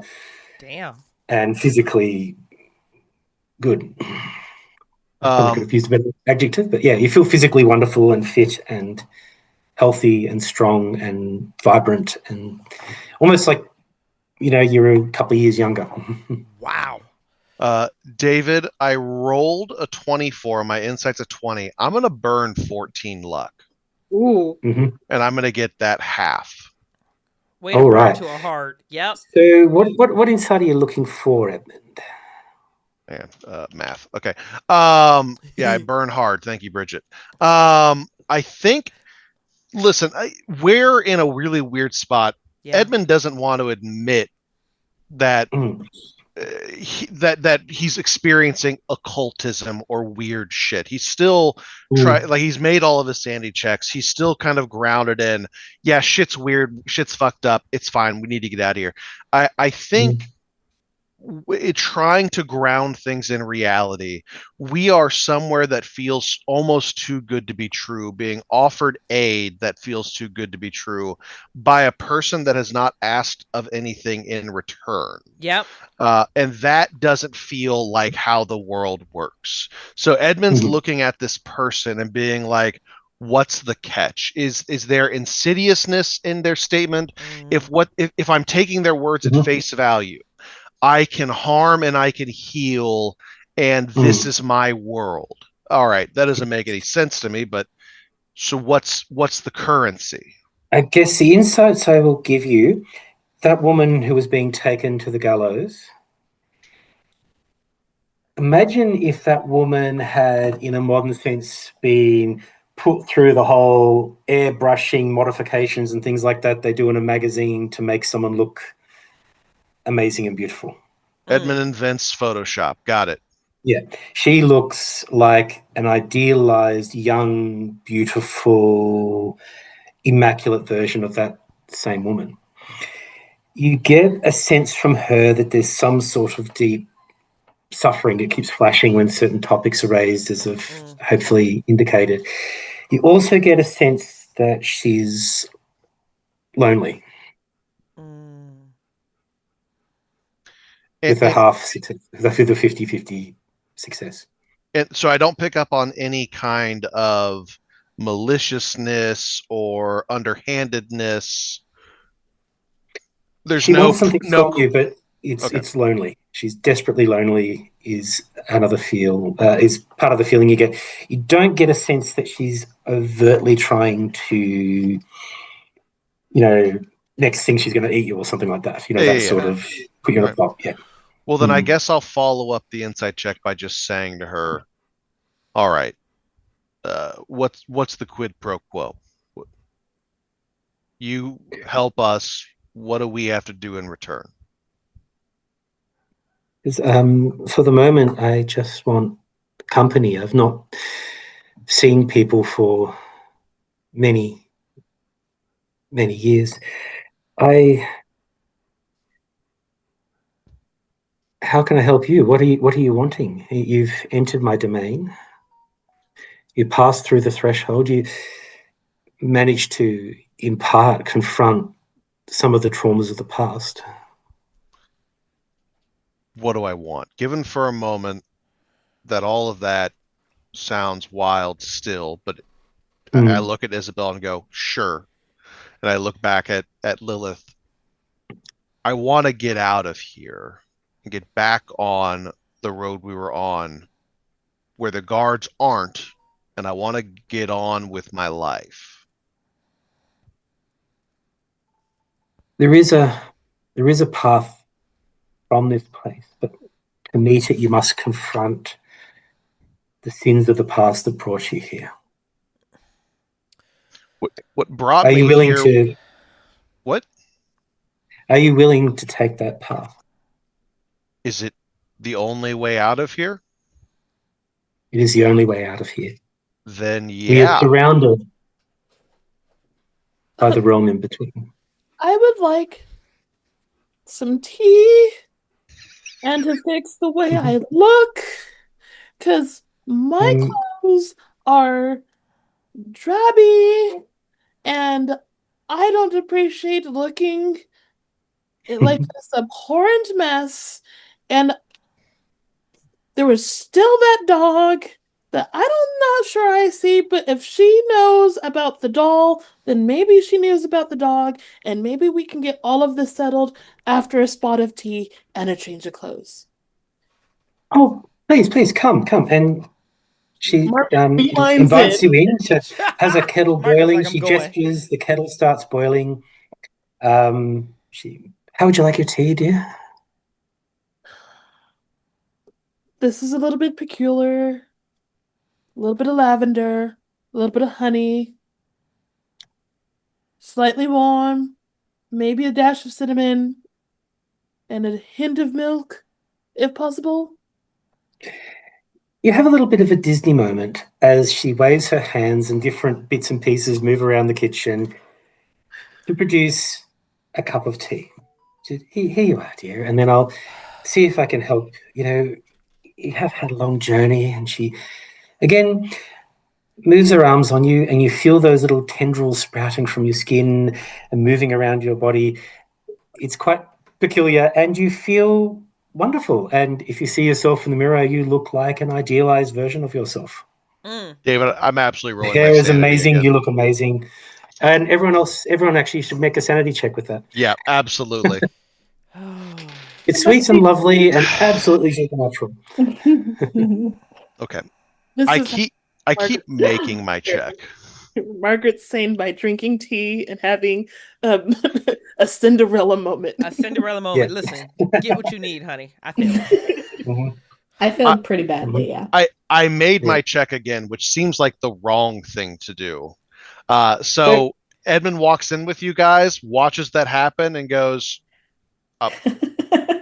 I'll be back. It just steps back outside. It's like, nope, we're gonna nope out of this one. just like there's a glazed moment where he's like, nope. Yeah, I'll be back. Just walks back out on the front porch. I think Agnes is still outside. And she had that moment of being healed and seeing it firsthand. And just like before, in her own mind, she's just thinking of possibilities, ideas, questions, completely lost in her own mind as like a healer. And she's just literally standing there. And Okay, and Isabel, what are you doing as well, just Oh, to keep Isabel track of absolutely would everything? not have let Margaret go in alone, so Yeah. she followed Margaret. So anyone who failed that roll, please take D3 sanity loss Oh, as you're boy. watching this surreal Disney moment in this little cottage in a burnt-out, ruined village after traversing the realm in between, the Dreamlands. Should I do a roll too, or am I just too I happy? think with you, you're having a different sense of connection. You're actually feeling there's something where you're feeling increasingly connected to this lady. What you feel is a sense of, you know, that thing where someone puts a nice face over something horrible, but they're trying to put a good face and be very chipper about it, but there's something deep Yeah. and dark in them that they're trying to withhold. And she Mm. comes up and she strokes, brings her hand to stroke your hair affectionately, and she says to you, and you hear this in your mind, and she says, I can sense you're carrying your pain like a shroud. I can lift it. I can take this from you. Your regret, your guilt, it's a weakness. Take what the world denies you. Cast off your shame. Let me bear the weight of your guilt. Walk forward unburdened, and I can give you a world where you never fear the past again. Margaret does like the see like she don't see the lips moving, right? No. Oh snap.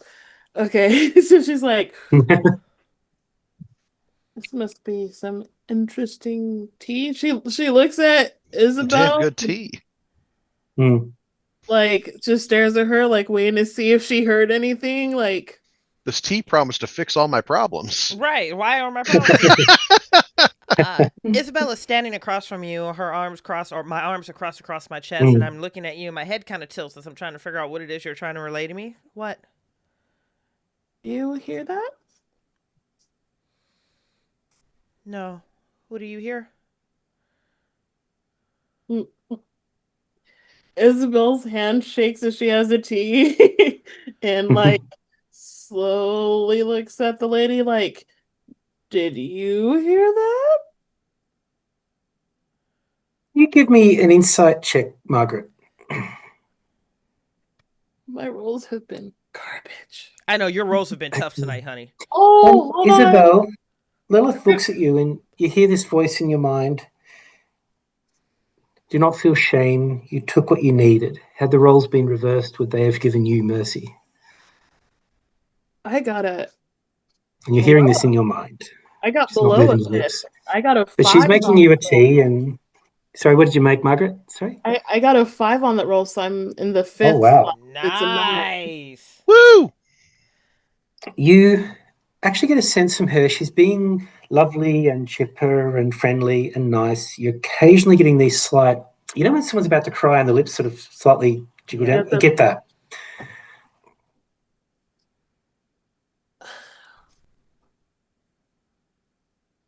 She stares and down. Isabel, you hear those words to you. You took what was needed. Had the roles been reversed, would they have given you mercy?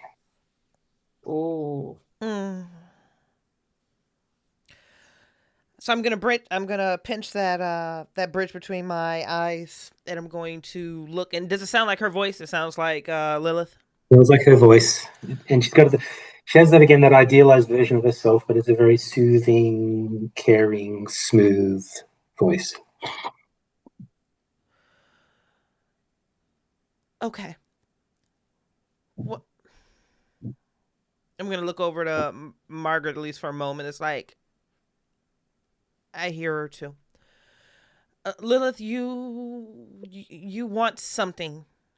What is it that you're asking of us in exchange for the healing and the tea and this affirmation that we did the best we could under horrific circumstances? What is it that you want?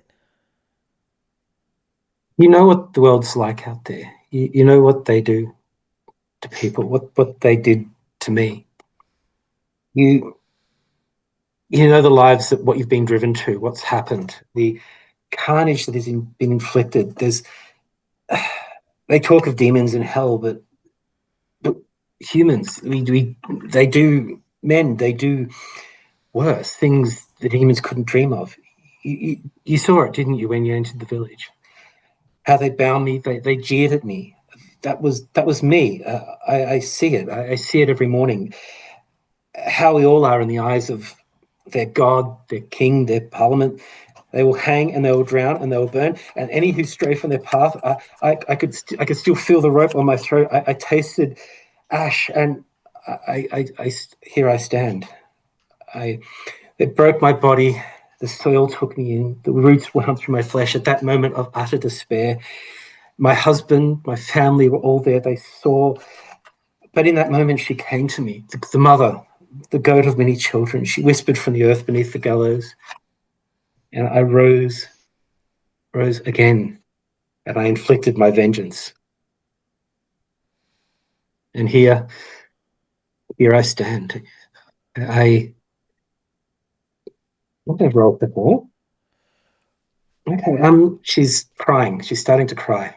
It's little at first, and she's sort of increasingly moving to racking sobs. And you get a sense, and all of you get a sense of this moment of utter despair and loneliness and horror, and through this all, tendrils that extended deep into the earth that gave a sense of purpose.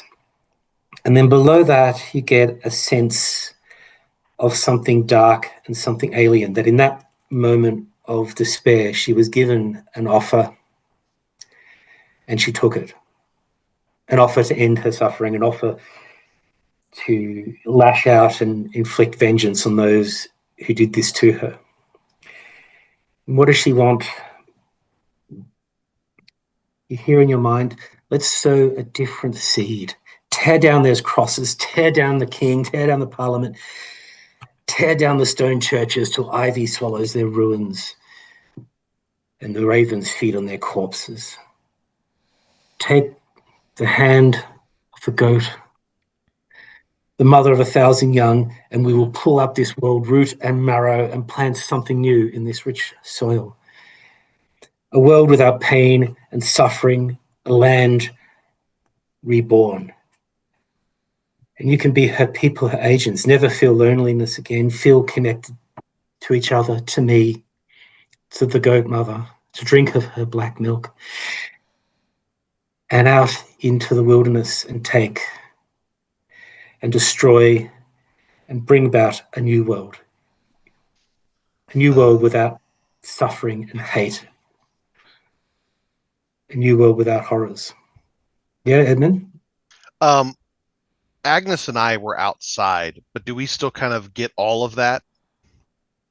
You'd be hearing that in your minds. And Okay. in doing that, and when she's saying that, you're getting a sense of what she felt as she was. You can read something like Richard Sharp's Instruments of Darkness, get an idea of what would have happened to her before she was forced to confess and went to the gallows. You get a sense of what everything was like.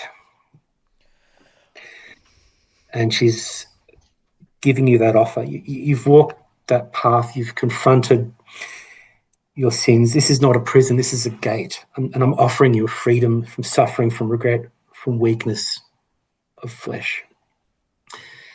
Join us and become more than the world would let you be. Now, you're feeling a pressure at this point, and I'm wanting all of you, in secret if you might, send me a message, and it's a simple answer, yes or no. Oh, that is fancy. That is fancy. So on a table, give me a piece of paper here, just send me a message. Oh, that is fancy. Oh, All I was not prepared for that. That is fancy. I've never seen that done on a stream yet with us, David, where it's like, hey, send the GM a secret message. Look at Edmund thinking the long thought right there. This is fancy. Hold on, now I feel like I gotta dig. David, I just messaged you directly through the app. Yeah, I'm coming through Zoom too. Yeah. hang on. I'll just see if I can scroll down. Is this through the Zoom? Or I'll see. Yeah, Edmund directly. Excellent. Okay, cool. Yep. Oh man, hold on. Edmund says, only if I can attack Bridget. Because Okay. busing makes you feel good.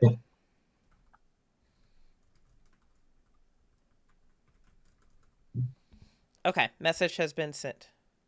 Oh, I feel like I should roll just to choose at this point. I really wish I had failed more sanity checks, because then I would be all in on the wildest option. Ooh, All right. honey, this is intense. Okay, Agnes. Yeah, Agnes, how you feel, boo? Tell us. Don't tell us, but how you feel, boo? Mm-hmm. Feels great. That felt confident. Agnes about to All keep right, the case. we have Margaret. Can I ask a question before I make a decision? Yeah, because you're feeling this is like a mental weight that you can lean one way or the other. Yes. Am I bound to this word in between world, or do I get to go home to my No, you will be out in the world as agents of the Black Goat, undermining the order that has created this war and these witch trials and the churches and the instruments of power, the things that to Lilith she wants to tear down for the suffering that was perpetuated upon her and the others like her. Okay. Okay, so this is going to be interesting. I got. Oh God.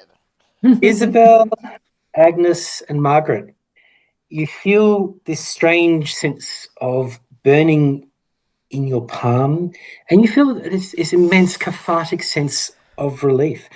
Any guilt over your past actions has just flowed out of you like blood dripping from your hand, and it's replaced by a deep-seated love for this woman before you, the earth, the goat mother beneath the soil, and each other. And you also feel a newfound strength that invigorates your senses, even as your mind becomes numb and open to fulfilling all her wishes. This is a world where you want to go out there, you want to be termites, you want to undermine, you want to rip this social order apart. Oh God. And create a new world of grass and leaf and flowers and trees and forests, and a world without horror. And then beneath all that is something wholly alien, and your mind reels from it. A voice is in your head, and she comes and embraces you and says, "You are free now, rejoice, you will never suffer again." Now, in practice, though, what happens is you no longer have any sanity. Yeah. Sanity doesn't exist for you as a concept anymore. Yes. And your absolute loyalties are to the Goat Mother and to Lilith and Shub-Niggurath, Yep. Mother of 1,000 Young. You are now Cthulhu cultists and you're out there to bring and smash the state. Edmund, however... Do they all have goat eyes now? Like awful, creepy goat eyes, all of them?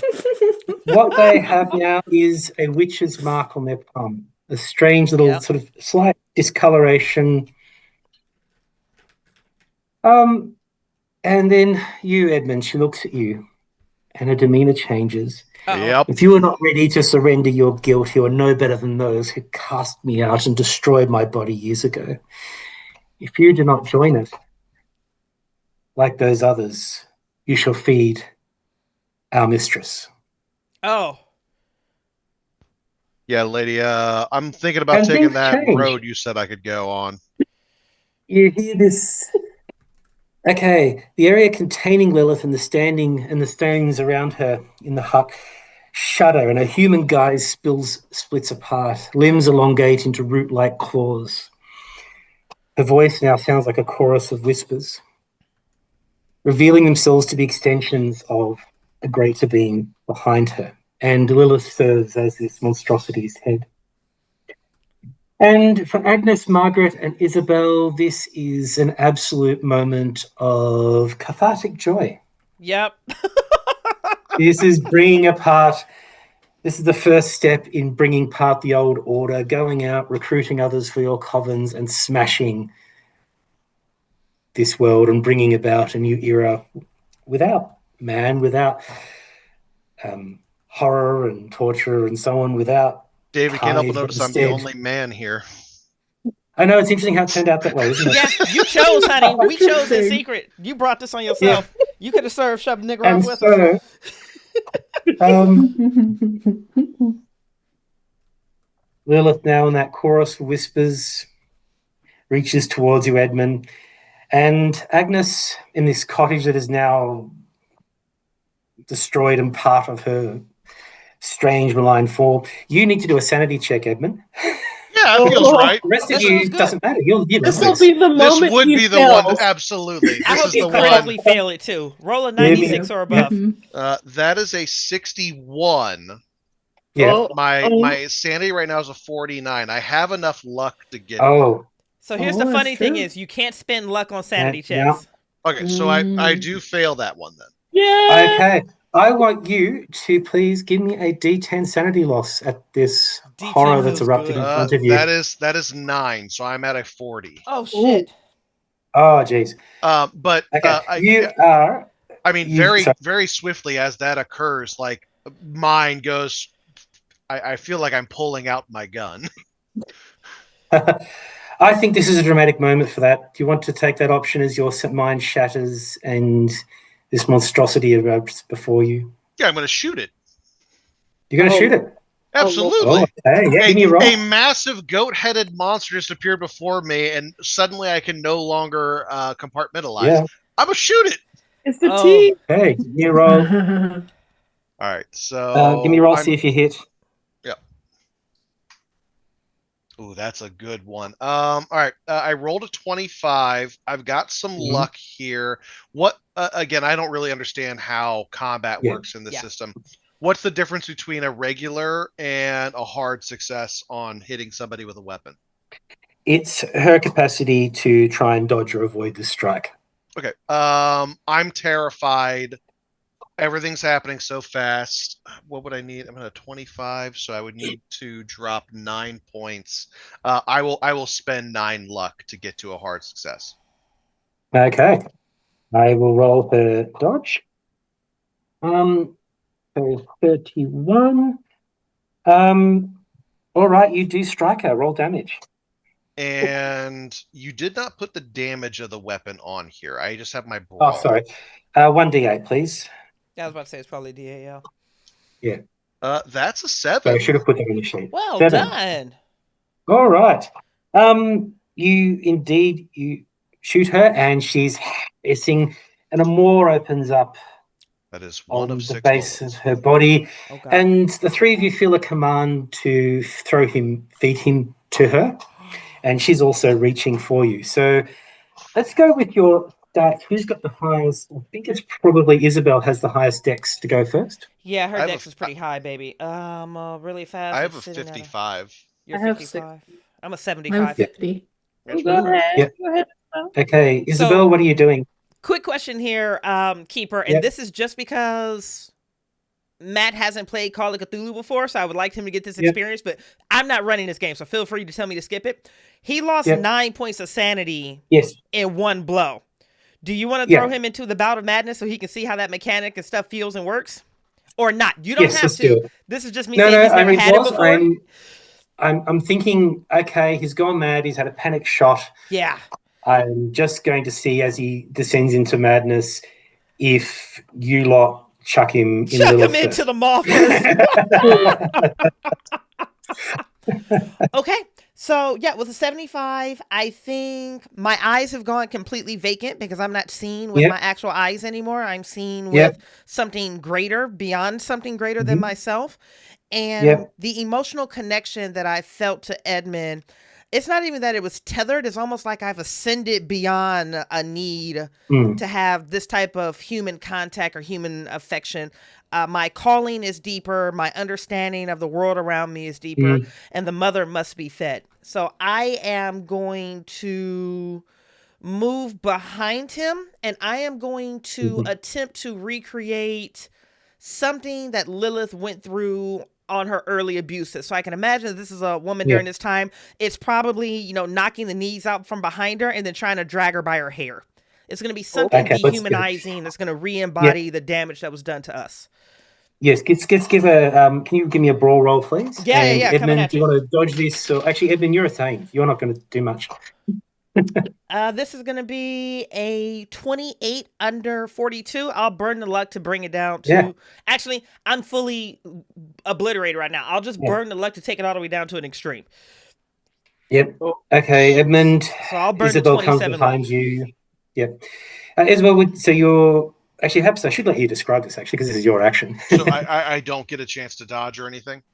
Well, I'm thinking your last action was taking that shot as your mind shattered and you are permanently... Sorry, you suffered a permanent insanity. You were absolutely lost in madness at this point with that collapse, losing 9 in one go. So I think now we're going to talk about what Isabel, Agnes, and Margaret are going to do. So Isabel, you've come behind him, pulled his hair, and kicked his knees out from under him. Yeah, and I'm dragging him towards the mall. But my sisters have to help me. This has to be a group feeding. I can't do it alone. Agnes and Margaret, what are you doing? Go ahead, Agnes. I think Agnes finally sees this as, you know, bringing Edmund to them, right? Finally ending his suffering. So she is going to, as soon as he's like on the ground, I think she's gonna basically like full Nelson him. She's the slightest one, but all of a sudden she's putting this goat man strength. in full Goat strength, the strength of 1,000 young. Yes, putting this man in a full headlock. Yep. A milk product. And she's gonna help usher him to the border of the pit. Margaret?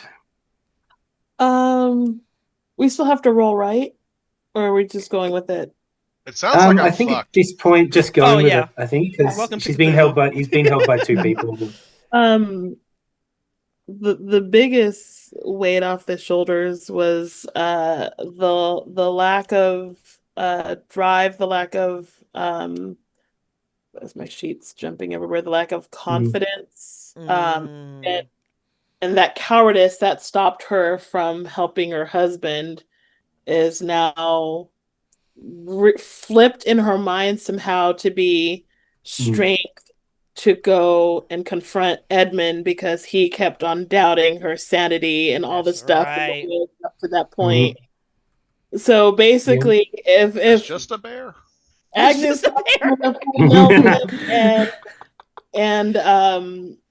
and Isabel, you know, kicked his knees and dropped him down, Margaret will walk straight up to him and lift up his chin to his face and go, "I bet you believe me now, don't you?" Holy shit! And grab his legs at this point and just drag him along to the mall. Oh my god! I mean, David, you're in charge here. I feel like my only defense to any of this is the fact that I have a gun and I will shoot it. Yeah. I'll give you a brawl roll because you're in a full Nelson. Yeah. But at this point, you are shattered. Your mind is shattered at what's being confronted. Your certainties of how the world worked, rationality is broken. Matt is having a little bit of a struggle with the sanity system because, like, it says my starting is 50. My insane is at 10, but I'm only at 40. But losing so much in one go is... In one go, we'll give you a permanent... If you hit the 20% mark or you lose more than, I think it's 5 in a single bout or in a single time, it'll send you out. And there are some additional mechanics that run through it, Okay. Yeah. Well, but at this point for narrative, your mind is shattered. I can certainly see, you know, like the old save the last bullet for yourself kind of moments or whatever you choose to want to do. And the three now witches are dragging you to Lilith. I do not succeed on brawl. Okay. My brawl's really good, but I didn't make it. So the 3 witches, you take Edmund with you to the gaping maw of Lilith, now in her true form as the goat mother of the woods. The hungry, mashing war of teeth, made of root and vine, extends deep in the earth. What are you 3 going to do? Well, we have to feed mother, Yeah. And Edmund, your last bits of mental experience that you can even process, the sense of being crushed and gnawed in the maw of Lilith. Oh. Lilith, after having fed, and your soul having fed Lilith, returns to her form, her idealized self before the trauma and horror of the trial impacted itself on her. And you three are her agents, and she's like, now I send you into the world to smash it down, to destroy, to ruin their churches, to ruin their castles, to let ivy cover the bones of those buildings and ravens to feast on their flesh. You three are now witches. You are witches of the Shub-Niggurath, and you're there to undermine and destroy a system that let this happen, but also underneath it all is that alien presence of a cosmic entity. I would like to hear from each of you how you're going to go about undermining and destroying the social order. You now have powers of nature. You are stronger, you are faster, you have powers of persuasion. You are Malleus Maleficarum. Whoa. Actual ones, as opposed to the poor women Well, who David, were the way I'm going to tainted. undermine society and structure is as nutrients. As nutrients, yes. Yes, You're a necessary fuel. So perhaps each of you can tell me, what are you going to do now as witches? I think this was Agnes's life's calling. This is like the best option she could have ever had. And I think she's going to focus on recruitment through kind of like miracle work, through her own personal like knowledge of healing, but also these new spiritual and mother healing that so she's doing a lot of like maybe she's going to different like villages and different towns, and she's speaking kind of the good word of the entity or the woman Lilith that provides her with this power, so that she too can heal what's broken, stop suffering, bring, your old, your children, bring your sick, and then come and join us.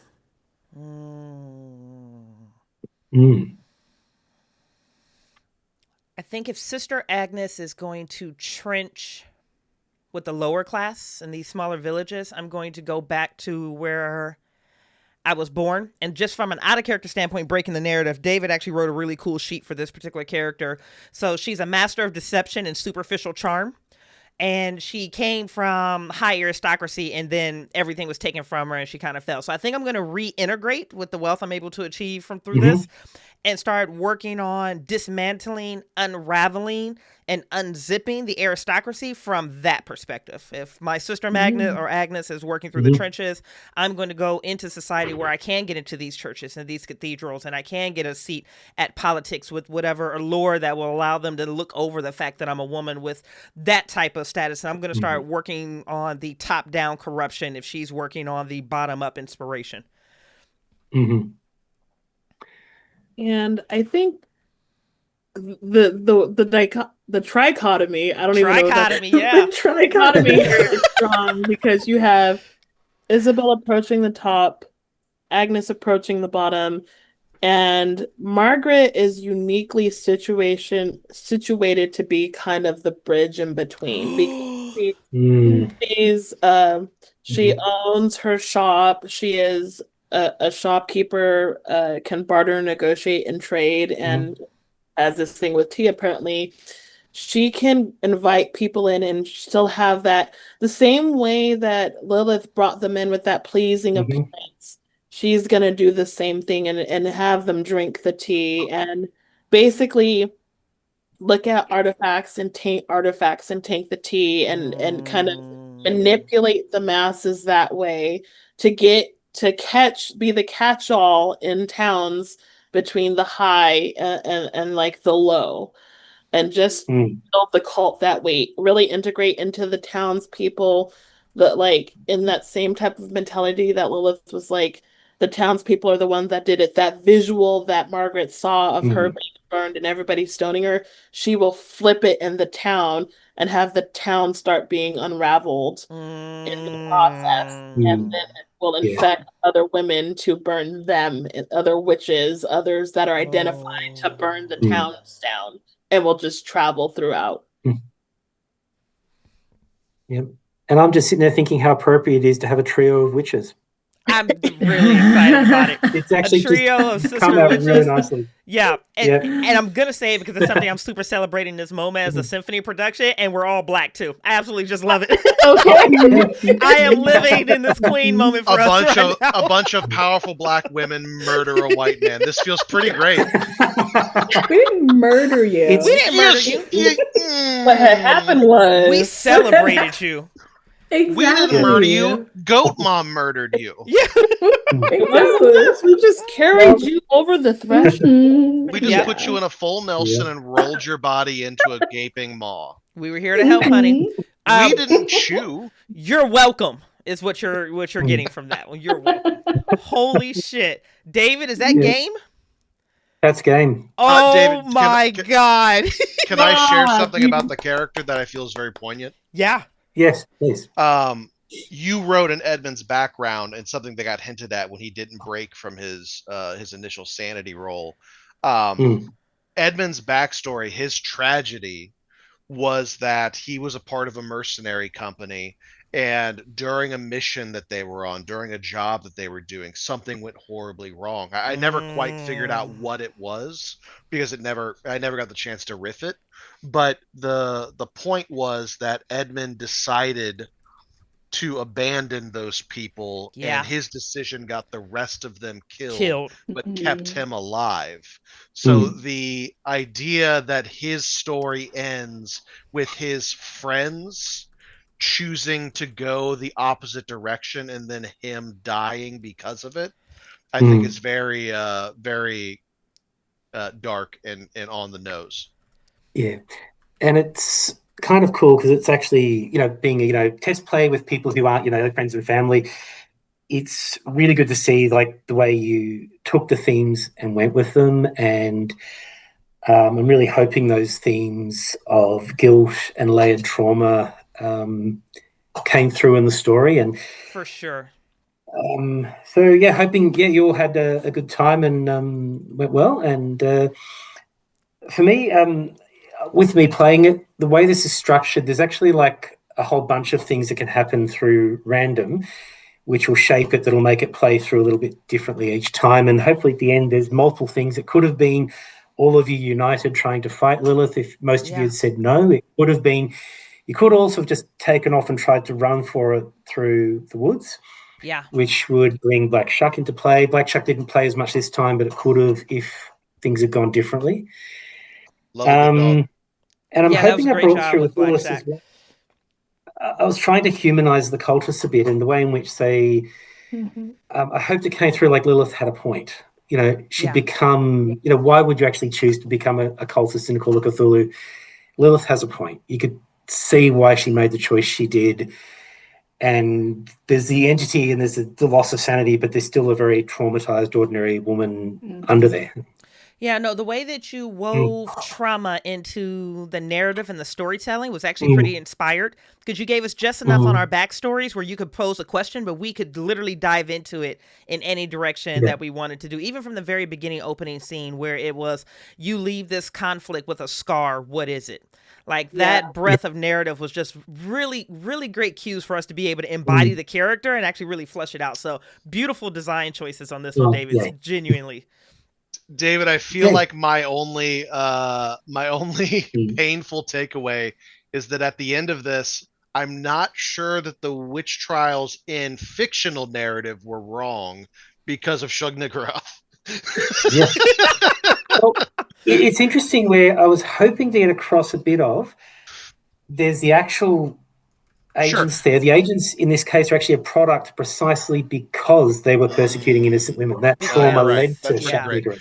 That's what Shub-Niggurath grabbed hold of to create its presence in the world. Yeah, that makes you're right. No, that's good. Dark. I like that. That's good. Because that's what created it. Without them committing such horrible atrocities to these innocent women, it never would have happened. And when you look at the actual witch trial narratives, it's usually a woman has lost everything. Everything is being taken from her. She's at depths of the despair, and a man in black appears and gets her to write her name in his little book, and then he offers to take away all her suffering, and that's how she becomes an agent. And so I was using Shub-Niggurath as a sort of an equivalent to that. And, this woman lost everything. The people she trusted and cared about, not just turning their back, but actively participating, people that she loved. Yeah. And in that moment, when Shub-Niggurath offered that to her, she absolutely took it. She absolutely took it, yeah.